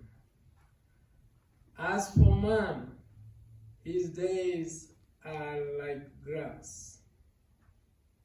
As a flower of the field, so he flourishes. For the wind passes over it, and it is gone, and its place remembers it no more. But the mercy of the Lord is from everlasting to everlasting on those who fear him, and his righteousness on the children's children. Amen? Amen. That is what the Lord is promising us. And the Lord is repeating this many times in the Bible. When you read 1 John chapter 1, 1 Peter chapter 1, verse 19 to 25. It repeats the same message I've read from Psalms. And when you read Isaiah chapter 40, verse 6 to 8, it repeats the same message that I've read. When the word of God is repeating itself many a times, it is because God wants you to get it clear. He wants it registered in your mind. He wants you to get it right, that you don't get lost. Friends, when Jesus left this world, his followers started dying. And Jesus had told them that it's soon coming for them. But they realized that their friends are dying. They got worried. What's happening? And that we find the answer in the first book of Thessalonians. Chapter 4, verse 13 through 18. It gives us a message about those who die. Many a times we get confused. We say that those who have died have gone to heaven. When you die, your body goes back to the soil where it came from. God molded man from clay, and then he put in the breath of life, and man became a living soul. Right now, so the breath of life is gone. So that is what has happened. And this body will be raised to the ground where it came from. Then, in the book of 1 Thessalonians chapter 4, says, "But I do not want you to be ignorant, brethren, concerning those who have fallen asleep." When the Bible says asleep, means those who have died. "Lest you sorrow as others who have no hope." So like others who have no hope.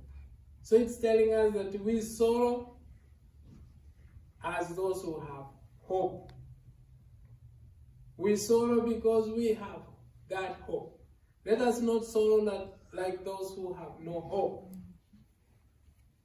Yeah? The hope for what? We are going to see it. For if we believe that Jesus died and rose again, even so God will bring with him those who have slept in Jesus. Those who have slept in Jesus, God will bring them into resurrection. They will resurrect that glorious morning, beginning from Adam up to now. They are all sleeping down in the grounds, except a few who went to heaven. You know them? So those of you who read the Bible, there are those who never tasted death. They are in heaven. But all those who died, they are down here apart from Jesus, who resurrected, who gave us an example of what is going to happen to all of us. Then verse 15 says, "For this we say to you by the word of the Lord, that we who are alive and remain until the coming of the Lord will by no means precede those who are asleep." So if Jesus comes today and finds us alive and we believe in him, we will not go before our sister. We will all go together at the same time. That's God's mystery. Nobody understands that. That he's dead and we are alive and we all see God at the same time. That one we can't understand it. We can't comprehend it. But that's God's mystery. God is God. He's not like us. There are many things he does that we marvel. Look at creation. When you look up here, you see stars. So many stars. Yeah? And when you study the stars, you'll find that there are some which are larger than the sun. And if they move to the position where the sun is, we will be burned. Our earth is so small. It goes, if it goes to be fitted into the sun, it will go several millions to fit in the sun. So that's how large the stars are. They are so large. And God created them and they are moving up there. They never collide. And look at the way he made the earth. All of us, living beings, all that are creeping up here, the other animals, we don't know. Even insects, we don't know. They're there, but God knows them. And even knows the number of your hair. Some of us have lost our hair, but the little that is remaining there, God still knows the number. Yeah? God knows the number of your hair. God knows you. And he calls you by name. And he has good plans for you. Great plans for every one of us. To give us a future. So do not lose hope. When we mourn with hope. That God is still with us. He has not left us. Our friend has left us.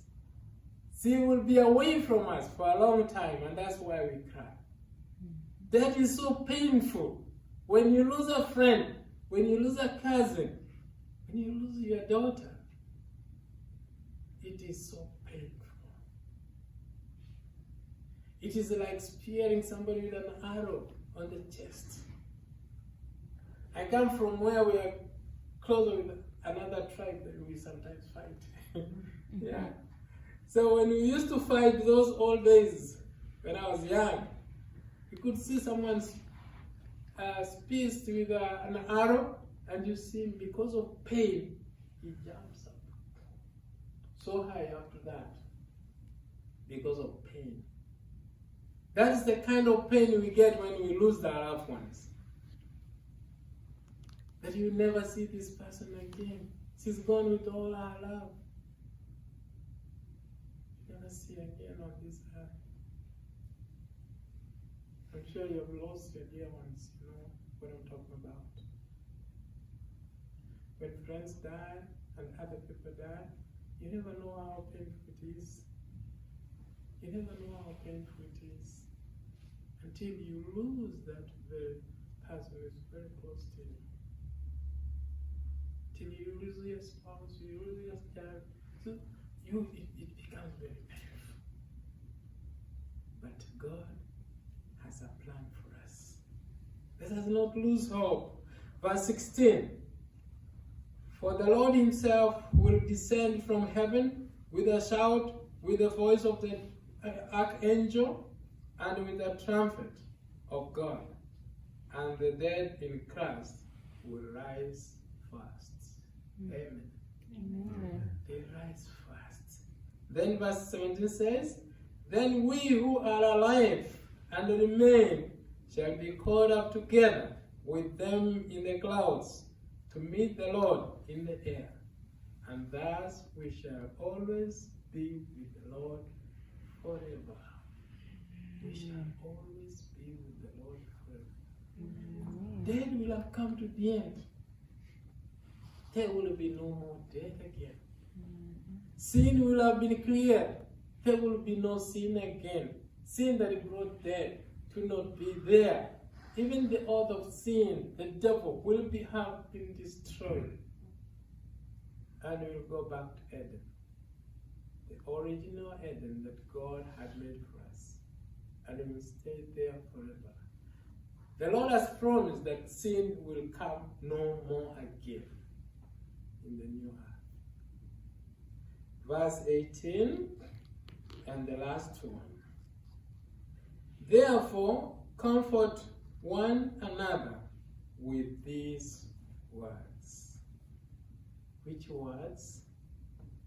The ones I've just read. That God is coming, and is coming soon to take us home. Where we will have no problem, no sickness, no death. We will live with our children for eternity, with our friends for eternity. When I look at life, sometimes I wonder, I feel so sad.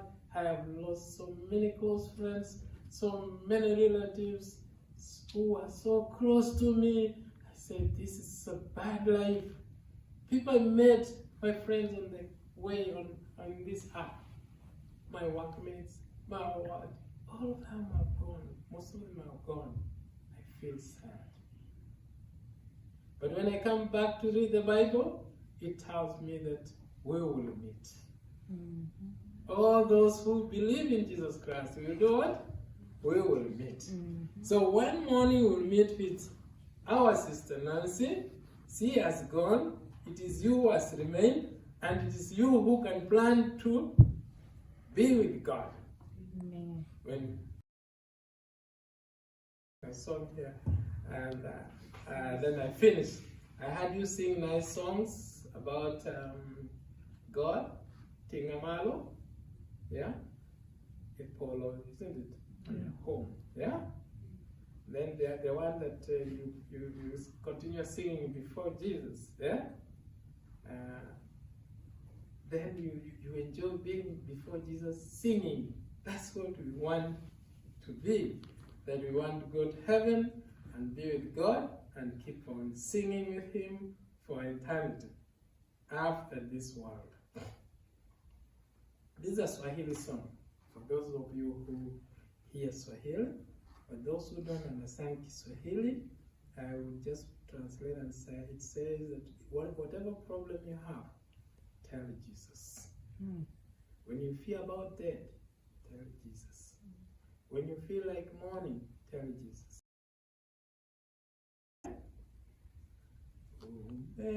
Umechoka, je umesumbuka, mwambie Yesu somboko lako, unayalilia yapitayo, mwambie Yesu pekee.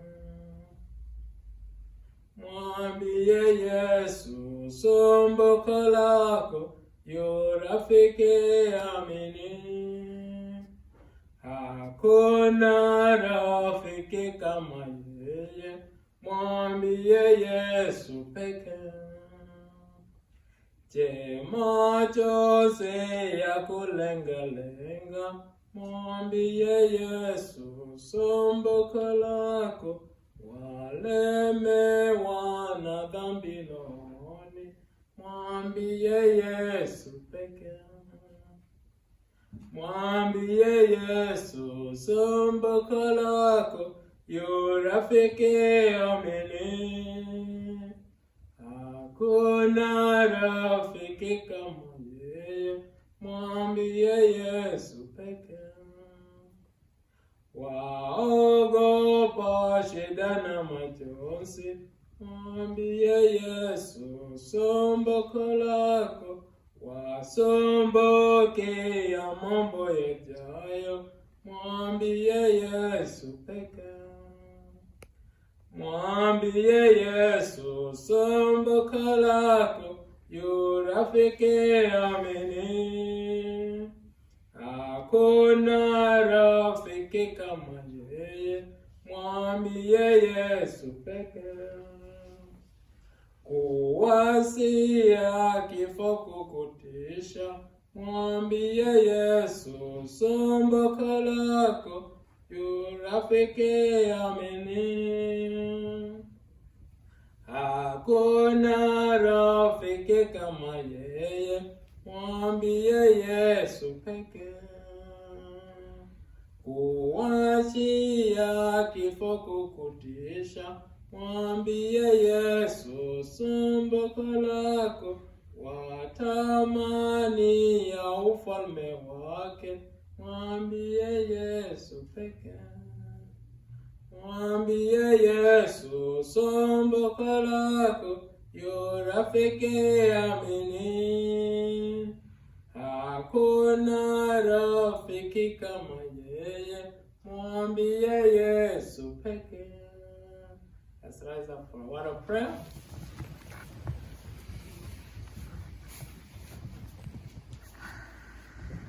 Our God and our Father, we have gathered here today. At this time, God, we are so sorrowful for losing our dear friend Nancy, whose body is lying here before us, oh God. God, in your own way, you saw how she died and what killed her. And you allowed it to happen. Lord, you have a good reason. And above all, Lord, continue to speak to us, that we may re-examine our lives and follow you. And be faithful to you, Lord, as you have promised, that you will come for those of your people who have died and those who are alive, and you live with them for eternity, where there will be no sickness and no separation. God, we pray and we yearn to be in that place. As the body is going to move here to Germany and to wherever it will be laid to rest, Lord, we pray that all the plans that are put in place may go on well and end well. Cover up all these plans with the blood of Jesus, which has power. We know the devil is defeated in our lives. He has no powers. You defeated him on the cross. And that's why we have a hope of resurrection. Lord, we pray that you comfort us as we wait for our own time. Lord, may you prepare us that we meet you when you come. For this is our prayer in Jesus' name. Amen. Amen. May God bless you and thank you for coming. And as you leave, you will get this book, each one of you, on your way out. Thank you.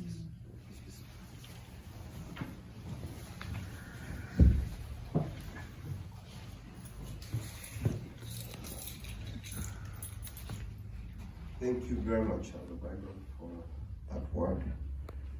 So we are coming to an end. A few things. We received condolences to the family and friends from the faculty at Washington University, where Nancy went, in pharmacy school.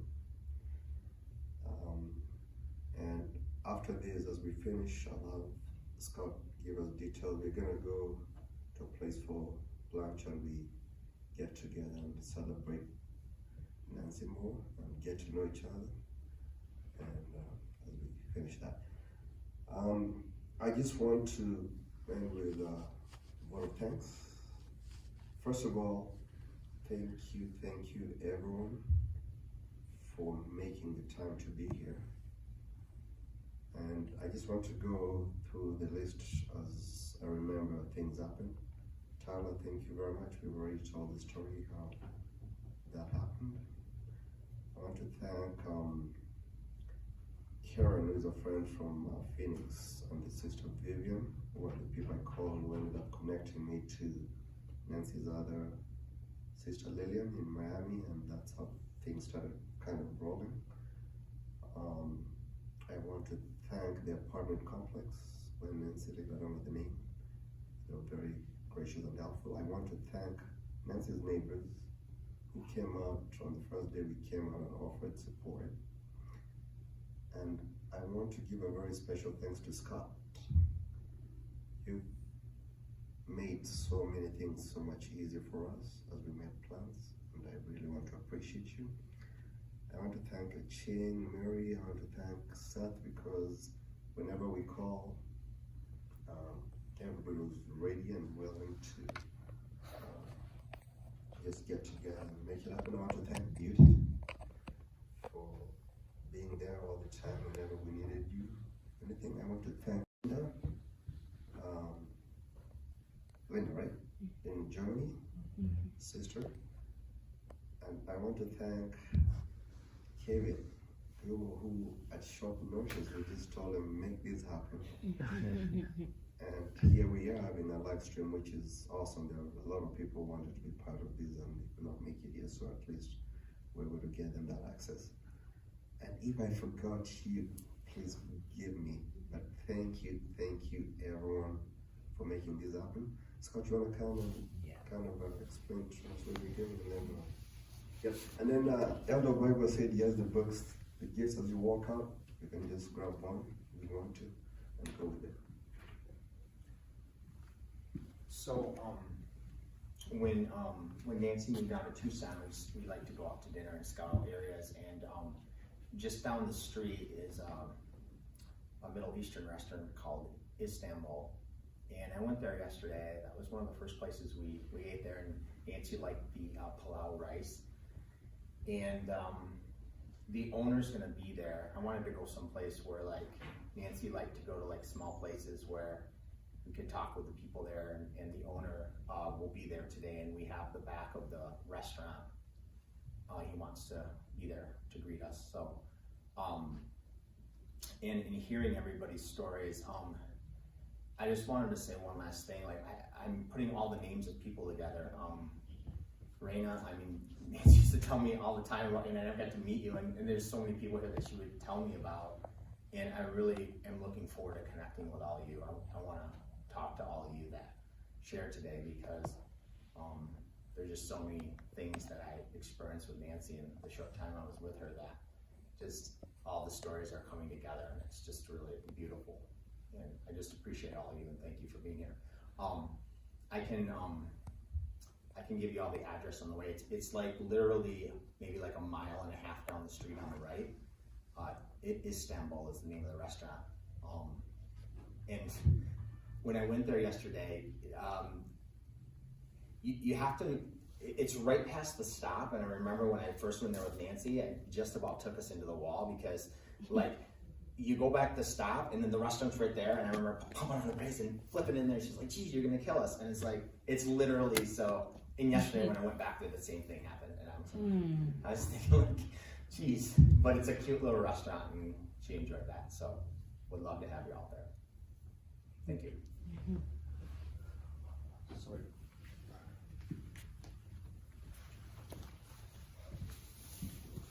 I forgot one last thing. I know some of you had reached out to me about giving some help or donation to the family financially, as we all do usually as Kenyans.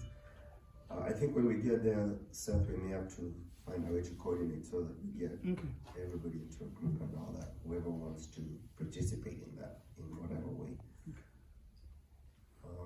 I think I have everything. Did you say the address or you? I'm pulling it up right now. So it's we can just meet outside and we all connect on that and follow each other. Thank you, my friend Nancy. I will never forget you. You have a special place in my heart.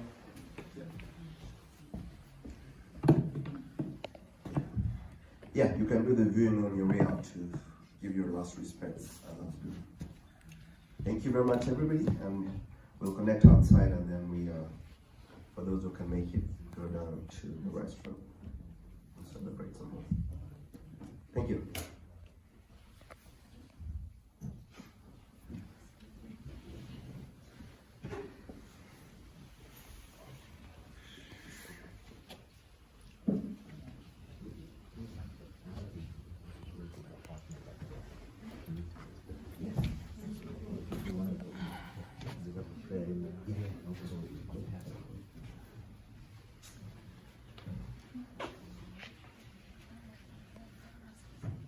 So those who want to view the body on your way out,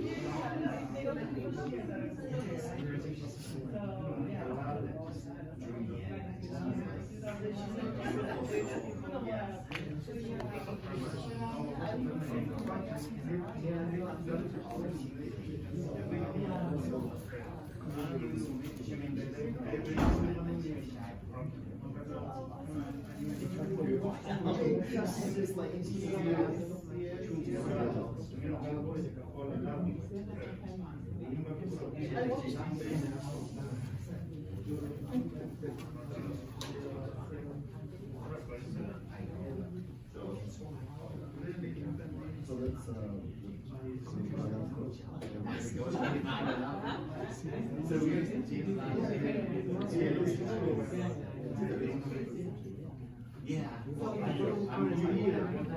It's funny what happened. It's cool. Yeah, see you there.